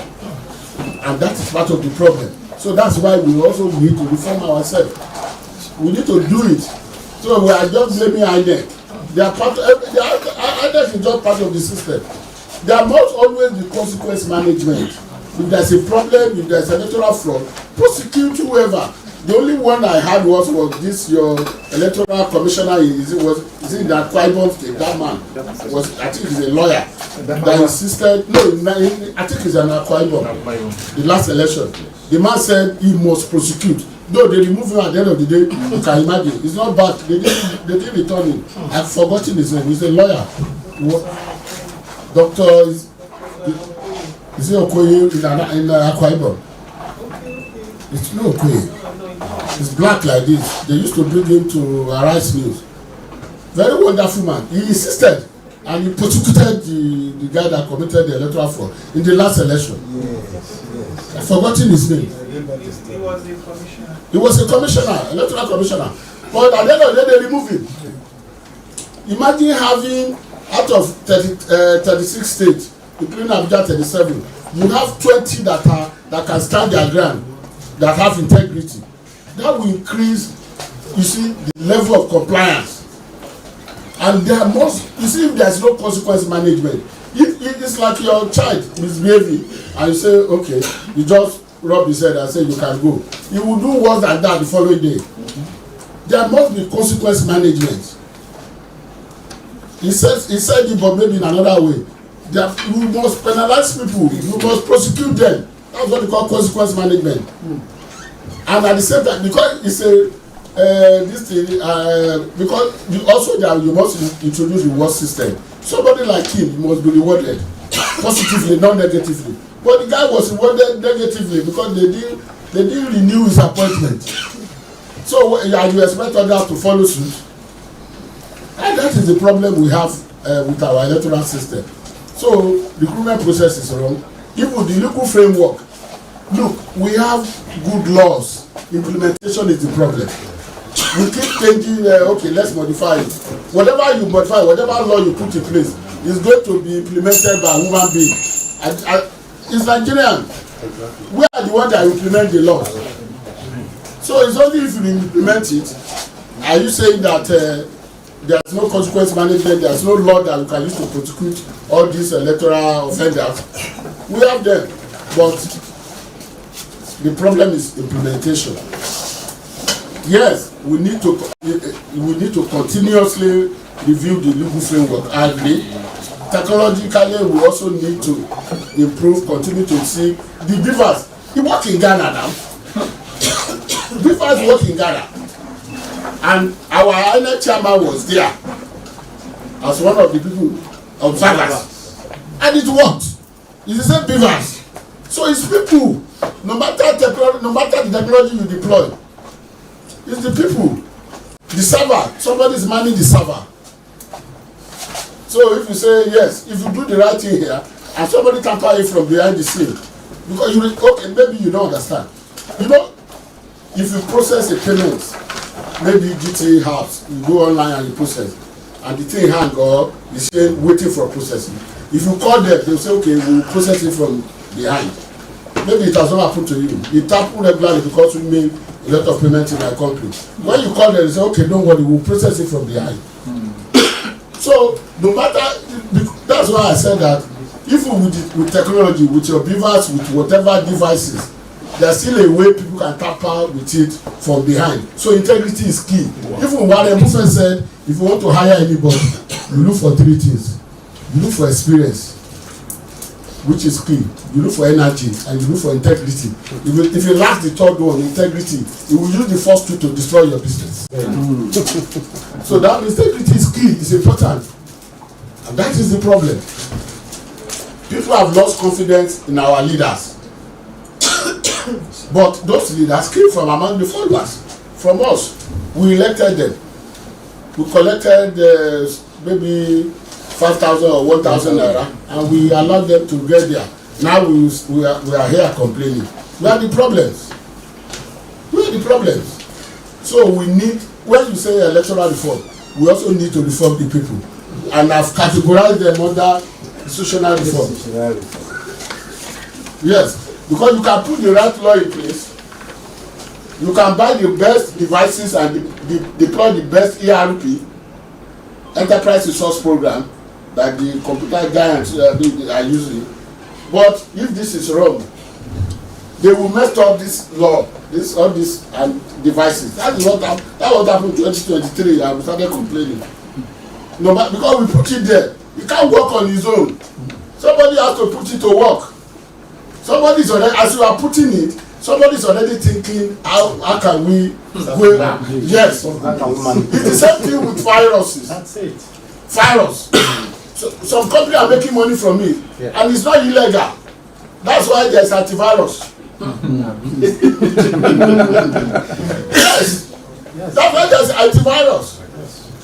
So you deploy this thing today. Okay, how can we counter this so that they can because once they discover to counter, have to do something to attack it, then they will now provide solution again and develop another software that you can use to solve the problem. It's the same thing. No matter how good the device is, they can hack into your phone. They can do anything. It's the same thing. So we need to reform ourselves. We need to have a mindset change. We need to allow us to talk to ourselves and ask ourselves, do we want this thing to work? Do we want good leaders? Until we can answer those questions, no matter how good the law, maybe National Assembly, no matter how good those electoral laws or whatever act is from the National Assembly, are devices deployed by the INEC, people can tamper and mess it up. That was because the people will complain that they work in Ghana. So people, we must have a mindset change. We must be ready to say, yes, we want electoral reform. We must be ready that we want good leaders. We must ask ourselves. It is only when you have good leaders that your standard of living can improve, can change, your economy can improve, can change. Yes, there have been some good reforms that the current government is, especially economic reform. Because I've been saying it, though we still have a long way to go. Left for me, all those the 4 federal government refineries should be sold at $1 to multinational.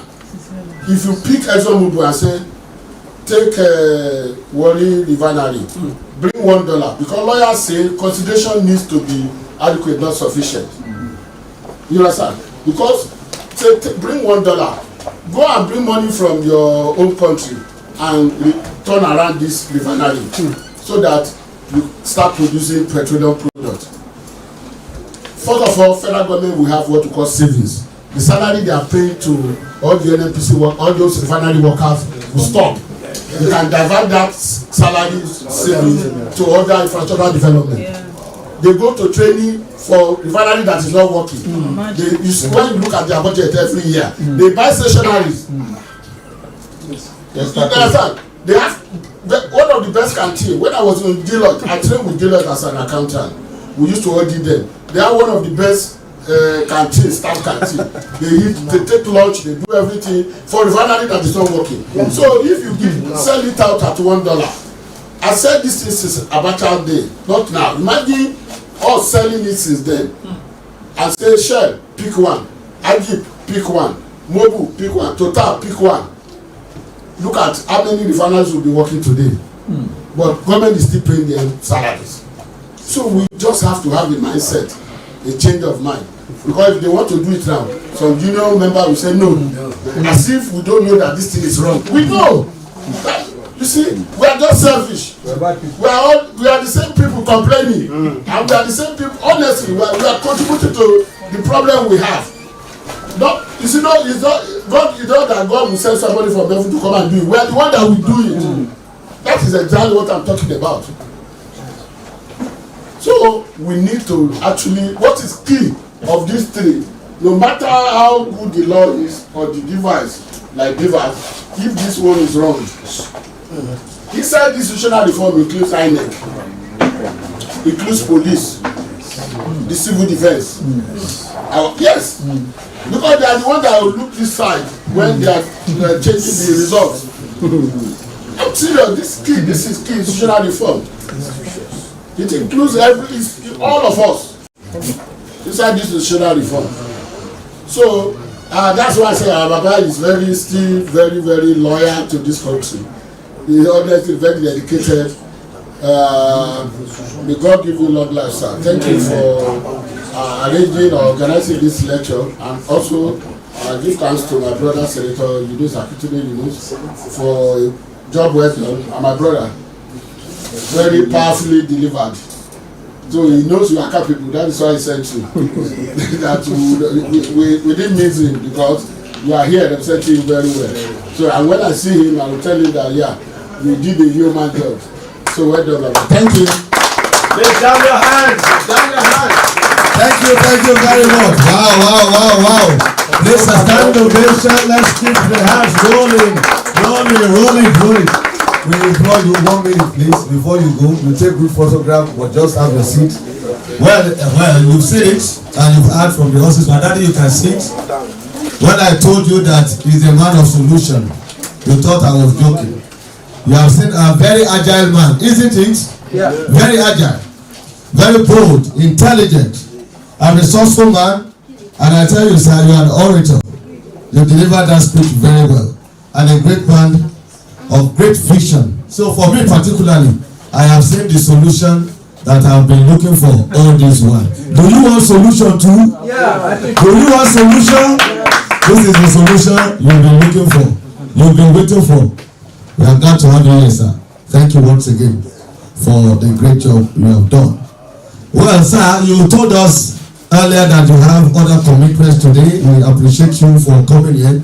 But before we go, there is something very important that we have to do, and it's about the proposed project, the Secretariat of the Yemi Farabi Colloquium Secretariat, and this we believe is going to be a state-of-the-art facility secretariat with administrative block and the state-of-the-art facilities. We intend to have an online television. We intend to have an e-library, guest house, and many others for that. And you said that you'll be launching, you'll be chief of this, chief of that, because you are capable. So today you will also be the chief launcher. Please give him a round of applause. So sir, we know the stuff we are made of. Yes, but this is a very, very unique project. I know you want to associate yourself with Baba at all times. Okay, you will be the first to do it. Before then, please invite people too. You will be the first to do that. And we have the donation form. Can I have the donation form, please? Don't worry. Okay, thank you. Let's quickly welcome in our midst another important personality. We have Mrs. Rosemary Alaba Adeniyi, the Administrative Secretary of the Independent National Electoral Commission, INEC, Oyo State. very much. And she's been accompanied here by a powerful delegation. And one of our guests is already ably represented. Let's welcome Honorable Olatunde Oladipupo Adebutu. Please give him a round of applause. And he is being represented by Dr. Sola Ari. Please come forward, please.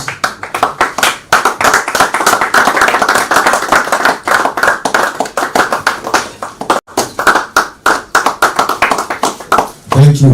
It is only Honor 103.5 FM and Honor Television that can organize something of this nature at this time. We deserve a round of applause.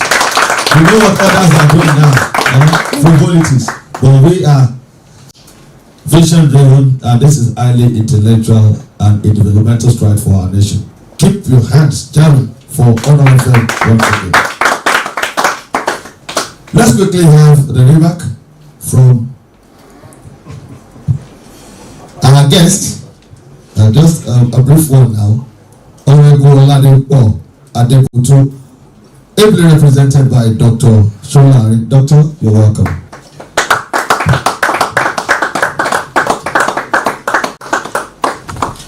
Please, I'm sorry, I don't want to break the program, but deem it fit to let us understand the purpose of having you here today.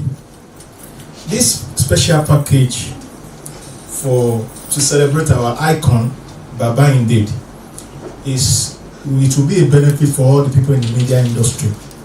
And I must let you know very well, if we deem it to achieve it, it will be an applause for all the youths that are studying mass communication and other course related. This vision also, Yemi Farubi himself, we deem it fit to rub minds with Baba. And I know, and I must let you understand by the special grace of God, before the year runs end, we want to launch this Yemi Farubi colloquium. I want to allow my father, Omolaloje Npetu Omaromi Adua Webioju, Omaroti Webioju, Baba Solution himself. Thanks for being there always. On behalf of all the broadcasters in the house, thank you for giving up the platform to showcase our potential. I'm talking about your radio station, Solution FM. Please celebrate Oloye. Celebrate Oloye.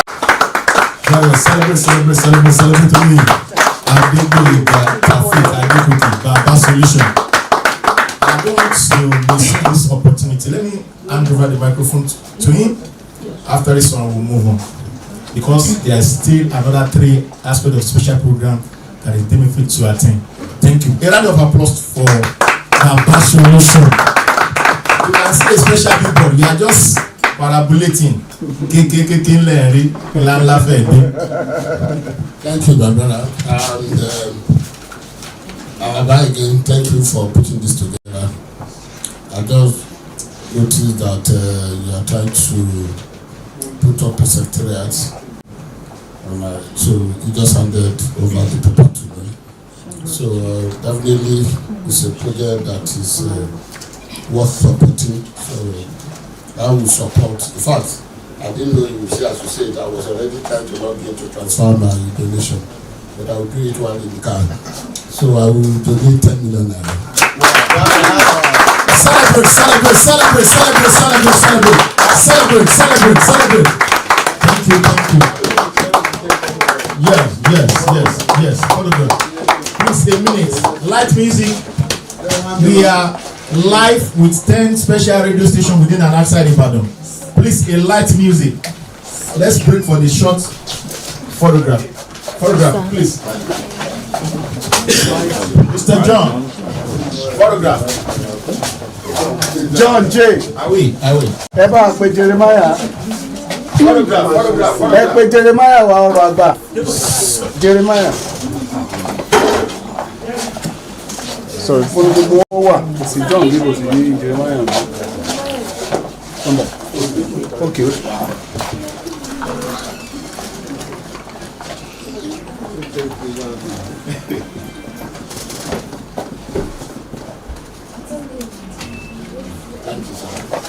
So I will do the distance everything.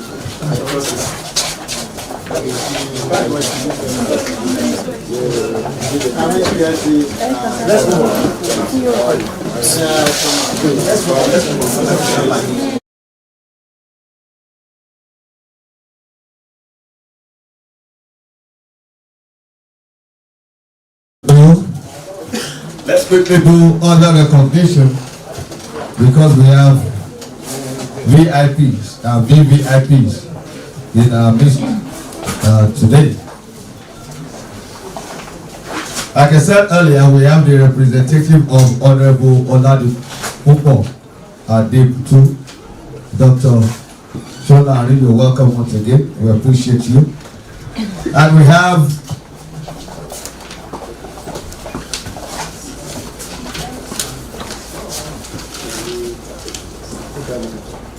broadcasters, their numbers. We have a number of partners, media stations that have booked on today's program live. We shall give the names very soon, but we appreciate them. And let me also tell you that we are pleased to have with us Bisi Oladele, the executive editor, Newspeak Media. And he's also the chairman, Southwest Guild of Online Publishers. A round of applause once again. We also have Raji Adebayo, the chairman, correspondent chapel of the Oyo State Nigeria Union of Journalists. Okay, he just stepped out now. We appreciate you. We have the Oga of Parrot News, Parrot Publication, our own brother, very, very cooperative. Please welcome with me Ambassador Olayinka Abuola of Parrot News. You're welcome. Thank you. And in due course, I'll do other recognitions. But at this time, let's quickly hear from the representative of Dr.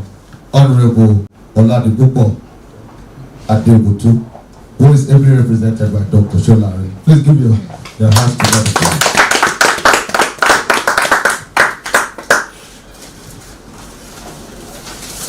Thank you very much.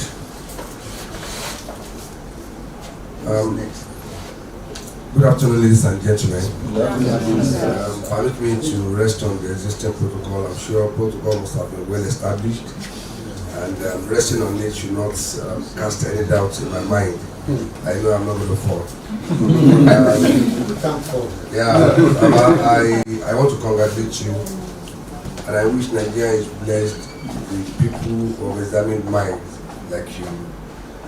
But unfortunately, I'm not wired that way. And you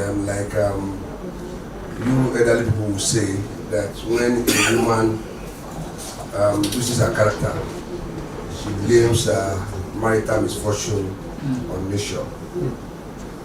It is quite unfortunate that where we find ourselves in this country today is not what was envisioned for us. And we cannot keep on asking how things became derailed, because it happens every day. Part of it will happen today, part of it happened yesterday, and tomorrow is another day for us to continue to slow down the gradient. Just too unfortunate, and nobody is ready to stem the tide. We don't know how we're going to do it. This wasn't the way we came quite early, or we came very late into this world. But I'm sure that the Nigeria you met isn't the same Nigeria we met when we came. And you confirm again that the Nigeria that the coming generation will also have is also going to be quite different. In the other climb, or in other climes, they are moving forward. We are not stagnant, but we are going backward. Too bad. And nobody is prepared to say, this is what we must do. We are not perturbed. Maybe that is the way we are being wired. We are not perturbed. We are not disturbed. We are seeing it, and we are getting used to it, and we are seeing it as if it is nature that is determining our fortune of Nation. It's not so. In advanced world, they work against the nation. Because they know God has perfected everything, and they don't accept whatever nation brings to them. They create what they want because they know this is the way it should be. They can't. Nation is there on its own, and it is meant for us to use. But that's not our, part of the way we see the world. Too bad. I am seriously fascinated when I saw this topic. I didn't know I was going to be here this morning. I was just ordered by a regular group that it is important for him to be part of this program. Very important. And because he's going to be inevitably absent, it dragged me that I must be here.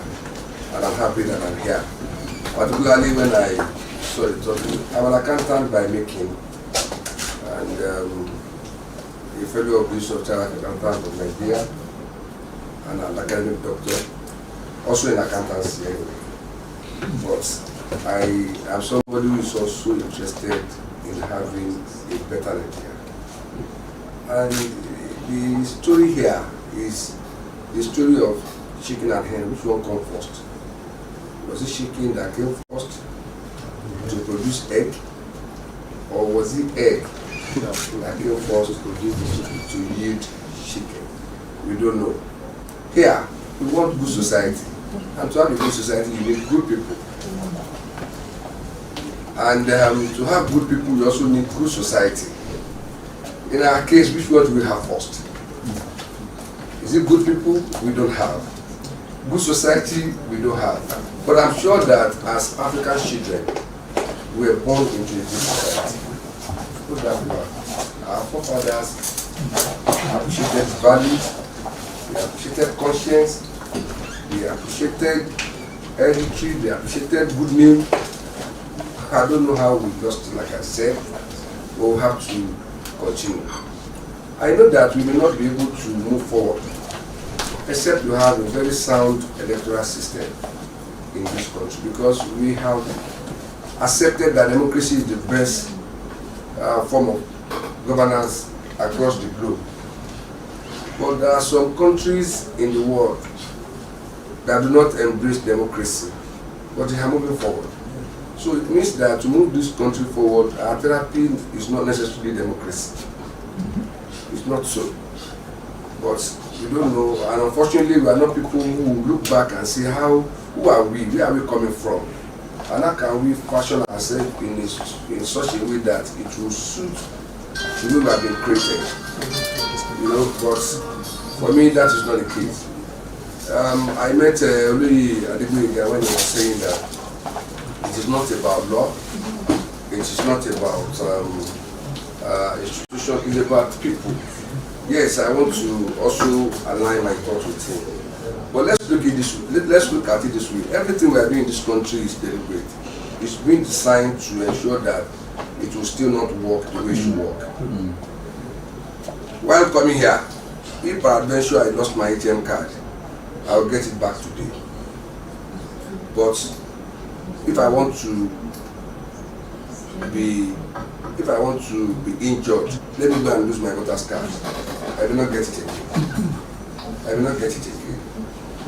And when you look at the security features associated with an ATM card and with ordinary plastic card that INEC give to the electorate, you will know that it is a deliberate way to ensure that people do not participate in how they are being governed. And that is one of the fundamental insults to our collective responsibility to get involved in leadership recruitment in this country. Why is it difficult for people to get a voter's card, and it is not difficult for you to get your ATM card? An ATM card that you are going to use on several financial platforms. An ATM card that you can use to buy items from anywhere in the world. An ATM card that you can use on POS, on everything. Within 5 minutes of entering the banking premises, they give you your ATM card. And I don't know the magic that you can do, that you can get a voter's card in 6 months. It's not possible. I don't know if I know people are here. You know this. She just said that. How do they feel? If it is the same way they issue voters card, if it is the same way that bank issue ATM card to them, will they be happy? They will not be happy. They know what they are doing. They know what they are doing. They are part of this thing. They are part of this destruction, including all of it. All of us are included. And sometimes when you see youth protesting against bad governance, I look at them and say, oh, you are getting it wrong. You are getting it wrong. Protest against the principle of getting your voters card first. You know how many Nigerians don't have voters card? They are far, far more than those of us who are carrying it. And like I said, if you want to be unfortunate, just lose it. You know what it means. Regrettably, the admin secretary of INEC just I will have acted. If they cannot handle it, why is it difficult for them to outsource the production and issuance of voters card? It is because they know that is the only power we can rest on, and they do not want us to even have any power at all. And like I said, if you want to take it just serious, you begin to look at the way. And even to get an NIN card now is even simpler than getting voters card. To even get a driver license, in fact, the card that is toughest to get in Nigeria is this useless voter card that INEC is doing, and it is deliberate. And I don't know how insurance can be strengthened. I don't know how our electoral reform can also be strengthened if we don't start from the fundamental, place of this. And must we even use our voters card to vote? There are a lot of other identity that you can use, because even when you bring the voters card, you will see that it is no security feature is embedded on it. It is just for them to see and show you. Take your Vivas through passport, and that's all. So why must we use it? And that is the question. So you see that the world has gone beyond where we are, and unfortunately we are not even moving in the same direction. Hence we will be praying to catch up with the other part of the world. But because they are going north and we are going south, we will not meet. There is no meeting point for us, and I don't know why our leaders and all of us have chosen to face this direction that we have all faced. But one thing that I know about this country is that there is no topic that will not enjoy robust discussion anywhere. We know how to trade blame, we know how to talk about it, everybody knows what is wrong, but you will know that it is fundamental that we are not prepared to solve the problem. Yeah. It is easy to wake somebody who is slumbering up, but somebody who is pretending cannot wake him up. It is not possible. We are not sleeping. If we are sleeping, we would have said somebody should wake us up. But we are definitely not sleeping. We know what we are doing. We know that having it good will not benefit certain set of people. But having it bad will benefit them. So, and I know that, I don't know, it is not even prayer. Prayer cannot solve this because it is deliberate. It is deliberate. If it is a misfortune that is imposed on us by nature, we will ask God to solve it. But this one, you can't ask God to solve what God knows that you are pretending. You are deceiving yourself. There is no amount of prayer. Let all of us be sleeping in churches and in mosques. God will not answer our prayer. And that's why when you see people going to churches, going to mosques, let them go and worship God. Don't let them ask God for anything, because God will not do it. If it's about the problem of this nation, God is not going to solve it.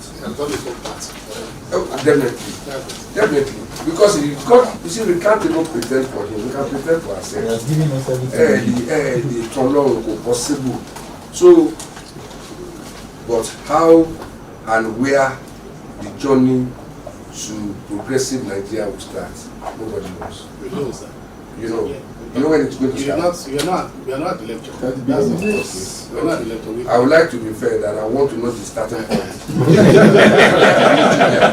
Recently, I want to know the starting point, because I don't even have the compass, and many Nigerians don't have. But for those of you who have, shared it all, and that is one of the things that we have to learn: sharing information. So, but like I said, I don't know, but I'm sure that I'll get hold of it. I know.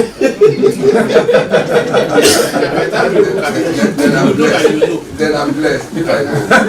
Yes, I say let us know the place so that all of us can come back there and we can say let us go and let us move forward. So I want to thank Baba and pray that heavily you continue to be. And I don't know the age of your fathers and your forefathers, but I evidently know that you live longer than they lived by the grace of God.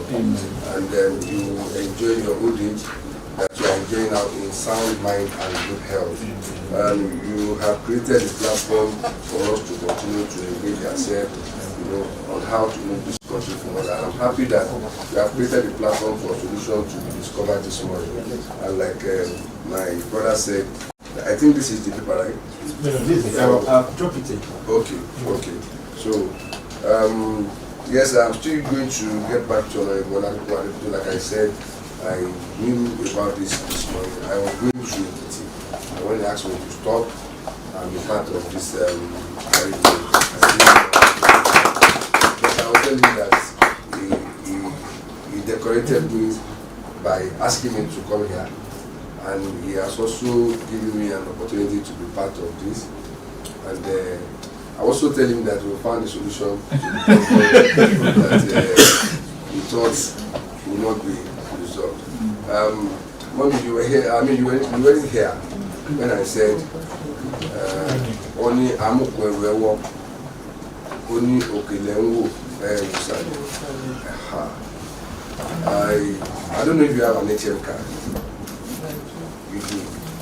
If you misplace it, how long will it take you to get another one?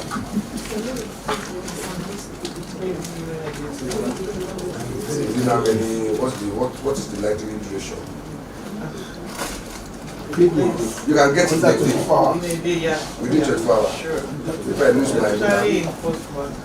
If I lose my voter's card, how long will it take me to 2 years. Wow. Question. You're laughing. Big question. Thank you very much.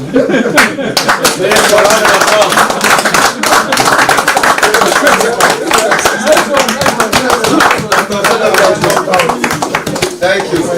Wow. Thank you very much.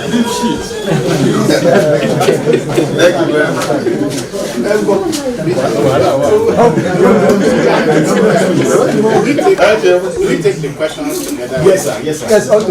Okay, we have You have raised a couple of issues. the donation paper pass round. Please donate generously, bountifully.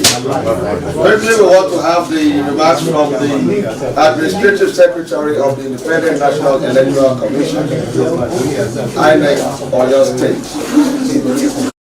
Mary Alaba Adeni. Please give her a round of applause. You are the spotlight now. Thank you very much. I'll be standing on the existing post. Actually, honestly speaking, I don't like going out alone. And the administrative secretary, you don't go out anyhow like that.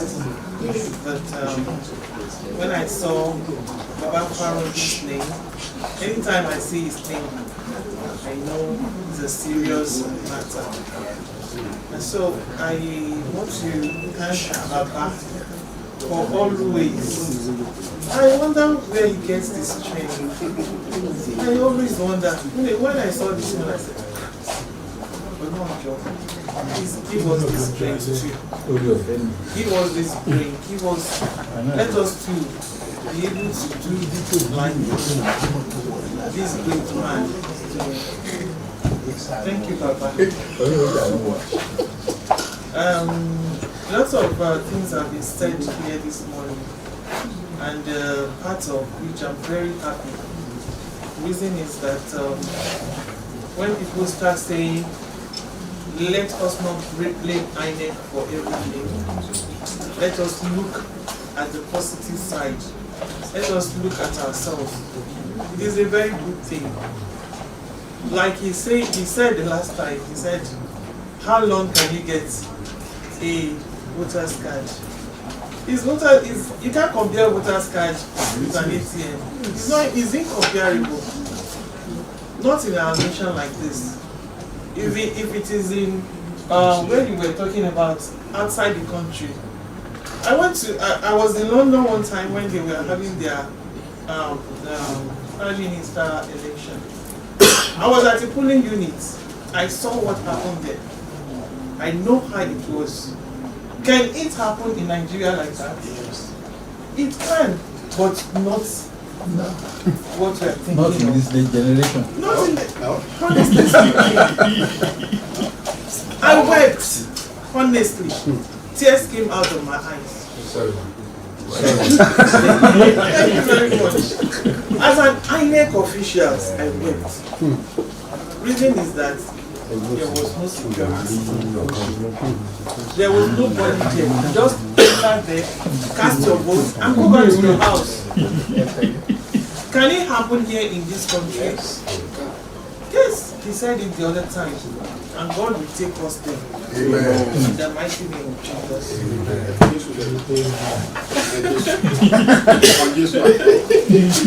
Okay, no problem. Sorry for that. It is my distinct honor and privilege to welcome you all to this critical public lecture designed to commemorate the celebration of Nigeria's 65th independence anniversary. This gathering is a testament to our shared commitment to strengthening the pillars of our democracy in Oyo State and Nigeria at large. Today, I wish to speak candidly on 4 critical pillars that are fundamental to the credibility of our electoral process. Let me begin by addressing a subject of national importance: the autonomy and operational effectiveness of INEC. The Commission has consistently advocated for and appreciates the growing consensus on the need for financial and administrative autonomy. This is not about aggrandizement. It is about efficiency and predictability.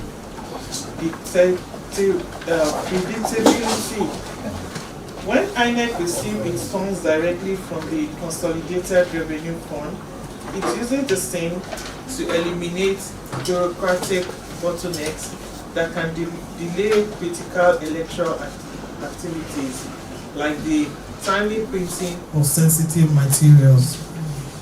The recruitment and training of adult staff and the maintenance of our technological assets. In our state, however, where we set the pace, we are committed to maximizing every resource allocated to us. We are deepening the use of the bimodal voter accreditation system, the BVAS, not just for accreditation, but for verification of voters on election day. The use of INEC Result View Portal, IREP, has also ensured the seamless transmission of results, which has become a cornerstone of public trust in the electoral process. Our goal is an INEC in Oyo State that is not only independent in name, but is seen by all as truly effective, impartial, and professional umpire. Voter education and turnout strategies in Oyo State. The most perfect system is useless without the active participation of the citizenry. Hence, the need to address voter apathy. Our strategy in Oyo State is multifaceted. Number 1, targeting the youth. We are partnering with tertiary institutions and youth organizations to demystify the electoral process through campus rallies, social media campaigns, and the need for eligible registrants to participate in the ongoing continuous voter registration exercise. Presently in Oyo State, about 14,986 registrants have completed online pre-registration, while about 17,043 registrants have also completed their physical registration, making a total of 32,029 that have registered so far. The ongoing CVR exercise will last for a year, and it is expected to be suspended in preparation towards 2027 general election on the 30th August 2026. The exercise is meant for those that just turned 18 years of age or that have not registered before now for one reason or the other. It is also meant for voters who have their permanent voters register defaced, for those that have lost their PVCs or want to transfer from one unit, ward or state to another respectively. It is also an opportunity for those who are yet to collect their PVCs to do so at their respective local government area offices accordingly. Engaging rural and marginalized communities. We are deploying town hall meetings, radio jingles in local dialects, and working with community leaders to ensure that every eligible voter in every local government from Ibadan to Ibarapa, from Ogbomoso to Okeogun, understand their rights and responsibility. We shall continue to sensitize the general public on the employment of technology in the electoral process. By this, I mean breaking down the concepts on the use of bimodal voter accreditation system for verification and accreditation on election day, which still remains the game changer. The essence is to build confidence and reduce anxiety on election day. A voter who is confident in the process is a voter who will turn out. We therefore call on all stakeholders, especially the media and civil society, to be our allies in this mission of enlightenment. Safeguarding against violence and misinformation. The sacredness of the ballot cannot be guaranteed in an atmosphere of violence and falsehood. Our third pillar is therefore the robust safeguarding of our electoral space. We are working also extricably with the Interagency Consultative Committee on Election Security under the leadership of the Nigerian Police. Our aim is to ensure coordinated deployment, intelligence sharing, and swift response to any threat of violence at polling units and collation centers. Let this be a clear warning. Violence and electoral malpractice will be met with the full force of the law. Then we are also combating misinformation. The menace of fake news is a poison to democracy. We have established dedicated platforms, including our state office and verified social media handles to prevent real-time accurate information. We urge the public to cross-check every piece of information and not to be purveyors of misinformation. We also call on the media to uphold the highest standards of ethical reporting, verifying stories before publication. Collaboration with stakeholders to strengthen Nigeria's electoral architecture. This brings me to my final and most important point, collaboration. INEC does not and cannot work in isolation. The strength of our electoral architecture is directly proportional to the strength of our partnership. To political parties, we urge you to imbibe internal democracy, educate your agents on electoral guidelines, and admonish your supporters to shun violence. A credible process begins with you. To security agencies, your neutrality and your professionalism are not negotiable. We count on you to protect voters, personnel and materials, thereby creating a safe environment for the democracy to thrive. To the media, you are the bridge between INEC and the electorate. We seek your partnership in objective reporting and voter education. To civil society, your role as watchdogs and advocates is crucial. Your observation and critics help us to improve. Distinguished ladies and gentlemen, the journey towards the electioneering process is a continuous one. There is no finishing line. The 2023 general election presented both significant achievements and important lessons. Here in INEC Oyo State, we are determined to build on these successes and squarely address the challenges headlong ahead of 2027 general election. The task ahead is great, but our collective efforts will be greater. Let us leave this place with a renewed pledge to work together, not as adversaries, but as partners in building a democratic legacy that generation unborn will be proud of. I want to also, before I end this, I want to refer to what my brother said the other time, the accountant. The accountant, he said, and I really, that word really touched me, and that is the reason why I've been sitting down here and watching everybody saying all what they have been saying. But you see, this collaboration is not, you don't have to, there is no two way about it. My brother the other time has said it all. If we want to succeed with it, it is a joint effort. I know you agree with me, but it is something that is practicable. INEC cannot do it alone. My brother the accountant said we need good people to have a good and safe environment. That is just the whole thing. If we can think aright, if people can just stop all this do or die affair. Don't just stop. When people talk about the spirit of sportsmanship, I wonder what they are talking about. Because me, Baba Karundi, I don't watch football. Reason, I love football very much, but I don't watch football. Okay, I will tell you. I'm a Chelsea fan. Wow. My husband is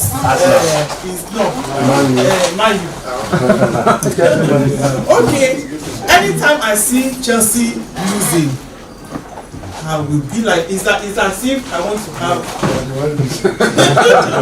So I don't have that spirit to watch it. So I'll just run inside and go and hide. Whenever they say blues, I've watched, I'll come out, all blues, we are gone. So that is just the way it is. A lot of our politicians don't have this spirit. They're just going into the whole thing because of one thing or the other, because of their selfish interest. And that is why you see all these things are working like, I say, if only we can have this spirit of sportsmanship when you lose. Because there must be a loser and there must be a winner. Whether we like it or not. So that is just it. Let me just stop here. Thank you for your attention. God bless your state. God bless the Federal Republic of Nigeria. To celebrate the 65th independence anniversary of our dear country. Thank you for listening.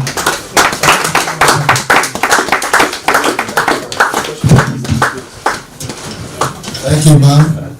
Ms. Mary Alaba Didi, the administrative head of INEC Oyo State. Thank you.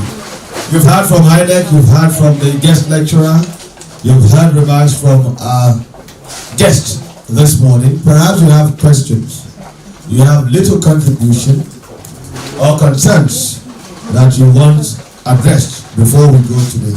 Please, quickly, just signify. You have, okay, 1, 2, 3. I think that's all. 3. We have 3. Let's quickly have the questions, remarks. Very brief ones, please. And tell us whom we are addressing the question. Thank you. My name is Olayinka Agboola, Ambassador Olayinka Agboola, Power Extra Media Network. Now, I really do not want to tell a long story. Dr. Owuda, Dr. Shula, thank you for your submissions. Honorable Kulaki, Baba, happy birthday, sir. Now, we've been talking, all of us have been making submissions, but we all know where the problem is from. Nobody wants to start building. Daddy, Ambassador, you know I was in a meeting with you about 3 years ago that we discussed this issue. And I asked you a question, you are yet to answer it. Maybe use this opportunity to answer. Where do we start from? And we must start, and we must keep God out of it.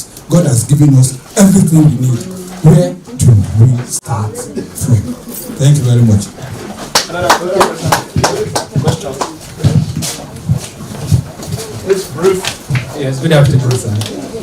My name is Barrister Folusho Olako, and I'm an political analyst too.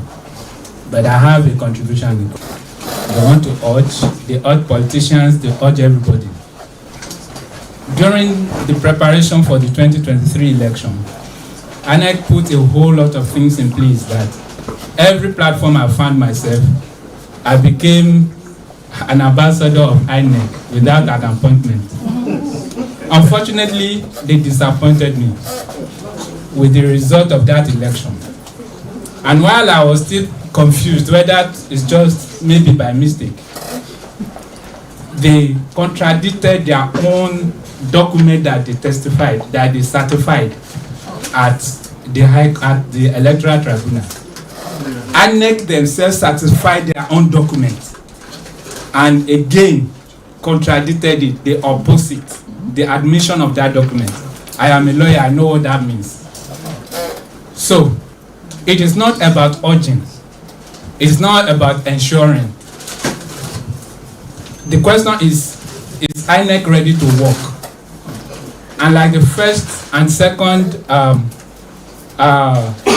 speaker said, and their accountant too, there are several laws in this country. The Electoral Act is very comprehensive and gave INEC a humongous power over any political party. So how many political parties have INEC, checked their books to audit them? What about campaign funds? What is happening?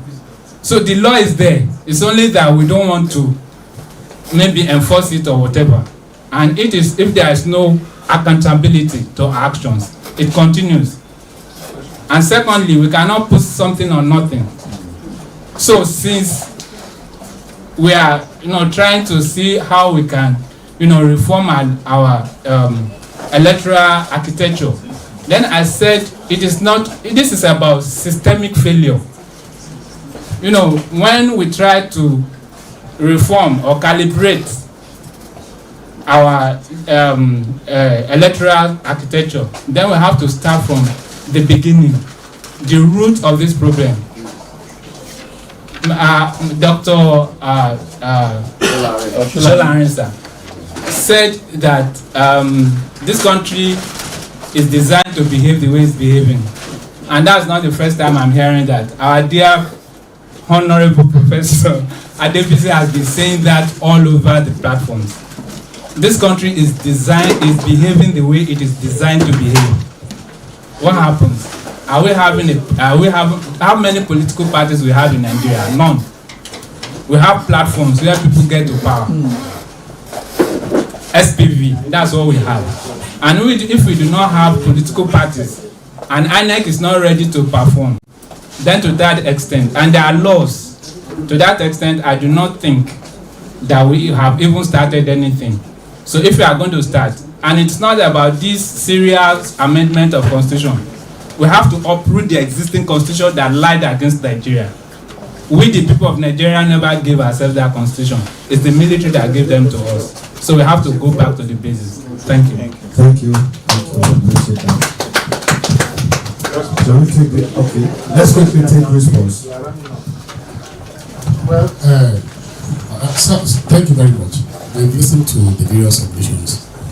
Unfortunately, many of you that are asking questions were not part of the lecture from the beginning. We laid the foundation, identifying the problems. any society that wants to progress in life, anywhere, any organization, you need to understand what are your problems. When you understand the problems, solutions are not far-fetched. So I'm a problem. So that's why I said we know. I disagree that we don't know what problems are. We know, and we also don't know solutions. We know solutions. The problem, there are certain problems you must understand. Who are those people that will provide the solution? Are they in power? Listen, I'm sorry. How did they now get to power? Let me tell you, the reality that you don't know is that the fault is with the society. That is the first. Let me give you 2 instances. I gave you an example. 273,000 people were supposed to conduct election to vote with a Federal House of Representative member. 30,000 people came out to go and vote. Is that the fault of INEC? Now I'm coming somewhere. Now, so the problem is not with the process. This is there. It is the people, and Mr. Adekoya clearly emphasized it, that the problem is with us, the people of Nigeria. The day we agree that we want to solve Nigeria's problem, let me tell you, that day is when we are going to free ourselves from the problem. And they know, and the leaders know. They are praying that you will never understand what to do. Let me give you an instance. Somebody said to Baba Adeboye, it was I won't mention the name of the politician. He came to camp and saw last convention of the day, over 30 million people attended that program. A program of a church, 30 million. The same people will not go about. And he now said that the man said, same crowd, that he praised that this Baba will never understand politics. He gave this Baba understand political system. Hey, till the Baba they don't contest election. Not because they were saying Baba they don't contest election. Because let me tell you, if you put an angel in charge of Nigeria system, the kind of things we are running down, you will fail. And also, who are the question we're asking, who are those people? Is he in government? Am I in government? Are you in government? Those of us that have the clear mind, sincere and genuine interest to serve the people. And how do we get involved? Go and form. You see, the solution. Let me give you 2 solutions. One, let me do an assessment here. Thank God you are here. How many of us have PVC here? Please. No, sir. How many of us have PVC? If you have your voter's card, please whoever the car. I know how many. Over 90%. Now, let me ask you a second question. How many of you are registered members of the political party? Wow. You are a member of the political party. Let's show yourself. 1, 2, 3, 4, 5. I don't want to ask you why you with your party, which party you belong to. Can you see the percentage of people? I did this examination in a bigger setting of about 1,000 people. Only 5 people. Everybody had PVC. Only 5 people are members of the political party. That is where the problem starts. The Baba said the recruitment system of Nigeria is where the problem starts. Many of us that are good people, that I know because I know you, I'm saying you here. You look like somebody who is very responsible, very good, very intelligent. You understand the problem of the solutions. You know the solutions. You can offer solutions, but are you empowered to? And you're not. And many of us think that politics is meant for bad people, useless people, dogs, idiots. I like the country, like Baba said that how can I leave my business and go and attend party meeting on Monday morning, on Wednesday, on Saturday, it's not even bad in our local government. Let me tell you the truth. The man who is in charge of my local government in my party, I cannot engage him. He's a please. I can't engage him in personal what concerns my life. And it's the one that is going to cheer off record, please. And I say, please off record. And it's the one that will cheer the system that will produce me as chairman of local government. If I want to come here, one day the man told me, said, Tabalika Korkowa and Koresi. Because he know what I stood for. I'm not a difficult person, but I have my values and my principles in life. I don't have focus. I know where I go. I did a report of how to transform Akuredi. I wanted to become chairman of Akuredi local government, LCDA. I did a report in that local government. I saw and I did my research. About 27 quarries are there, collapsed simply because you did not do one road. And I said that, Mr. Governor, just do me one favor. Help me build this road. I will revive those 27 quarries. Yet I did not become local government. So until you have quality minds, people, you and myself, let us go back to the basics. It is the process that will produce those who will rule. Yes. Party structure. Apart from having the PVC, go and join a political party of your choice. Like he said, they don't have ideologies again. Doesn't matter. Don't worry. Let us start from somewhere. Let us go back to go and join political party. That is the Baba Adedubu. Thank God you guys there. We were together with Ajimobi. That the success of Ajimobi that you see briefly, I told Baba, was because he picked a few of us who were thinking with him. The governor can only, Makinde is an engineer. There is no way Makinde can know about education as much as teachers. There is no way he can know medical system, healthcare sector, like doctors and nurses and physiotherapists. But are those people in political system to join him? So the solution is one, political participation of the elite class. Number two is on the day of voting, identify, it doesn't matter where, which political party the person is. Identify with the best brain, people that have capacity to deliver, and go and vote for them. If you like, let it be SDP, SDP, let it be APGA. There is, and let me finally close this. The error that they have, not in D, they've cast the vote, they've written it. It's not true. It is absolutely wrong. It is not true. What they voted, the number of people that voted for in that election was what you saw there. That's people. The rest were at home playing football, watching TV. So we need to go back on the day of election, identify with the whoever you think is the best, and go and vote for that person. It is your vote that they recant. Tell about the no, tell about the no. So that is the solution. Let's forget. So that we don't know what to do. We don't know the solution. We know the solution, but we're ready to do what is right. And it's not about not about it. It's about all of us together to change the dynamic. Thank you very much. Thank you very, very much. God bless you. Okay, let's quickly have the remark from our father who is celebrating his birthday today on this special day. A brief one. Elder statesman, Dr. Yemi Faromi. We just want to have this remark. Come and sit here. They are managing our time. Pastor, come and sit here. Come and sit at the office. I think all I have to do is to sincerely thank the senator and also very importantly his representative. You have not only done justice to the quality of the senator, but you have also portrayed yourself, because I saw that half of your presentation was out of the script, not within the script. So I thank you. Of course, we have a guy and chairman, not but that constitution of peace, because that is the. All of you are saying the same thing. You say Nigeria is not good. Is Nigeria an abstract thing? Nigeria consists of 237 million people. Without those 237 million, without the people, there is no Nigeria. That's what they call Nigeria without people. If the people are not right, then the country will not be right. A mango tree will never produce an orange fruit. If Nigeria is bad, we will not produce a good president, nor good governance. So we ourselves have to begin to act as if we are good, if indeed we are good. Because leadership consists of three elements: his vision, his competence, and his character. Like the chairman said, if the character is wrong, number 1 and 2 will be meaningless. But who determines character? We.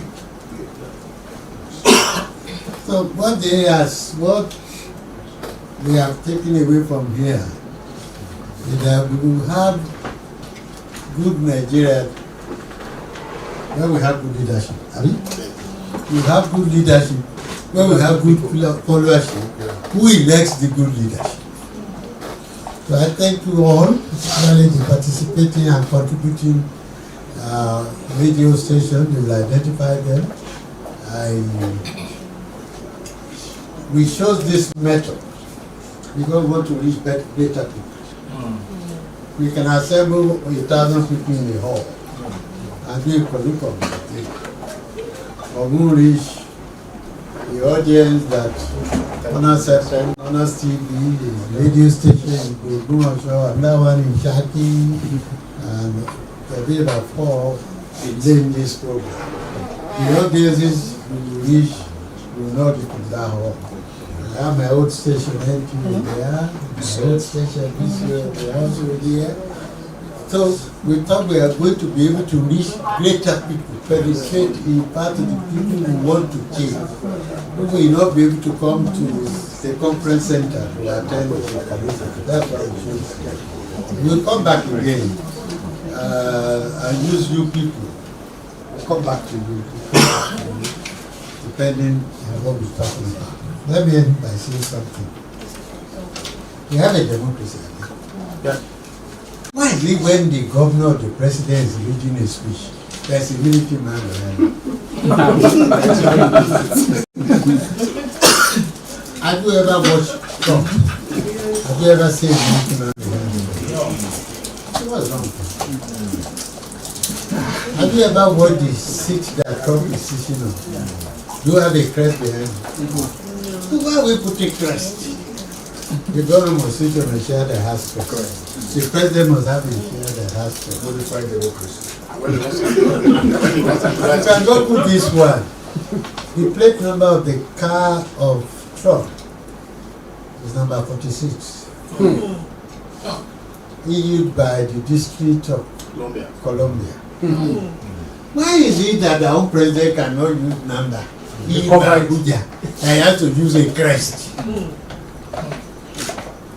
You know, it's this glamorization of position that makes it become life and death. Do or die. Can we begin to humanize position so that we know it's ordinary? We are just one like all. Just go there, serve, and I thank all of you.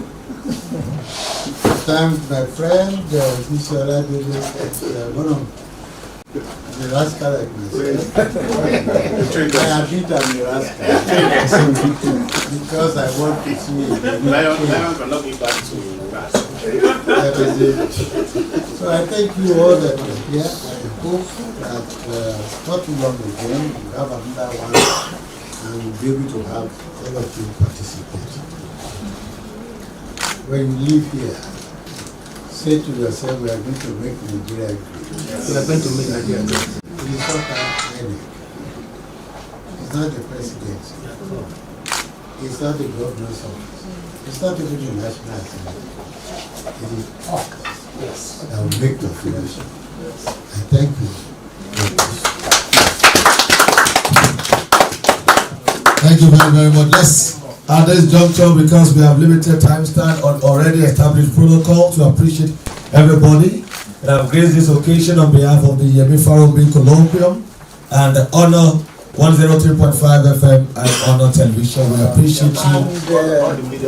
All the media partners that we have here, the NTA, the Broadcasting Corporation of Oyo State, BCS, and others, Parrot, Newspeak Media, and numerous others.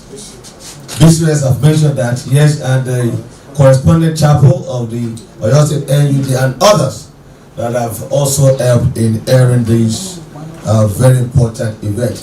I also want to thank the director of television, yes, of Honor TV, Ajibola Ilesomi, and the head of human resources, Funke Sonyaolu. Thank you very much. And others. We appreciate you all. This will be a series. We appreciate you for celebrating Nigeria this day, and we urge you to be patriotic, law-abiding, and pray for the love, unity, and progress of this nation.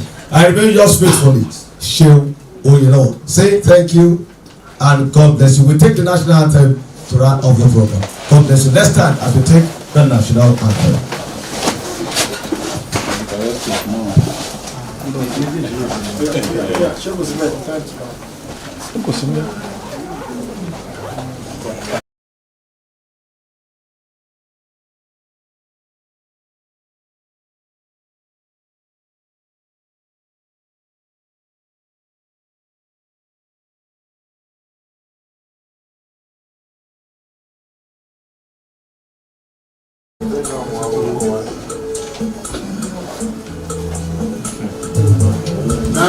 Nigeria, we live in our own native land.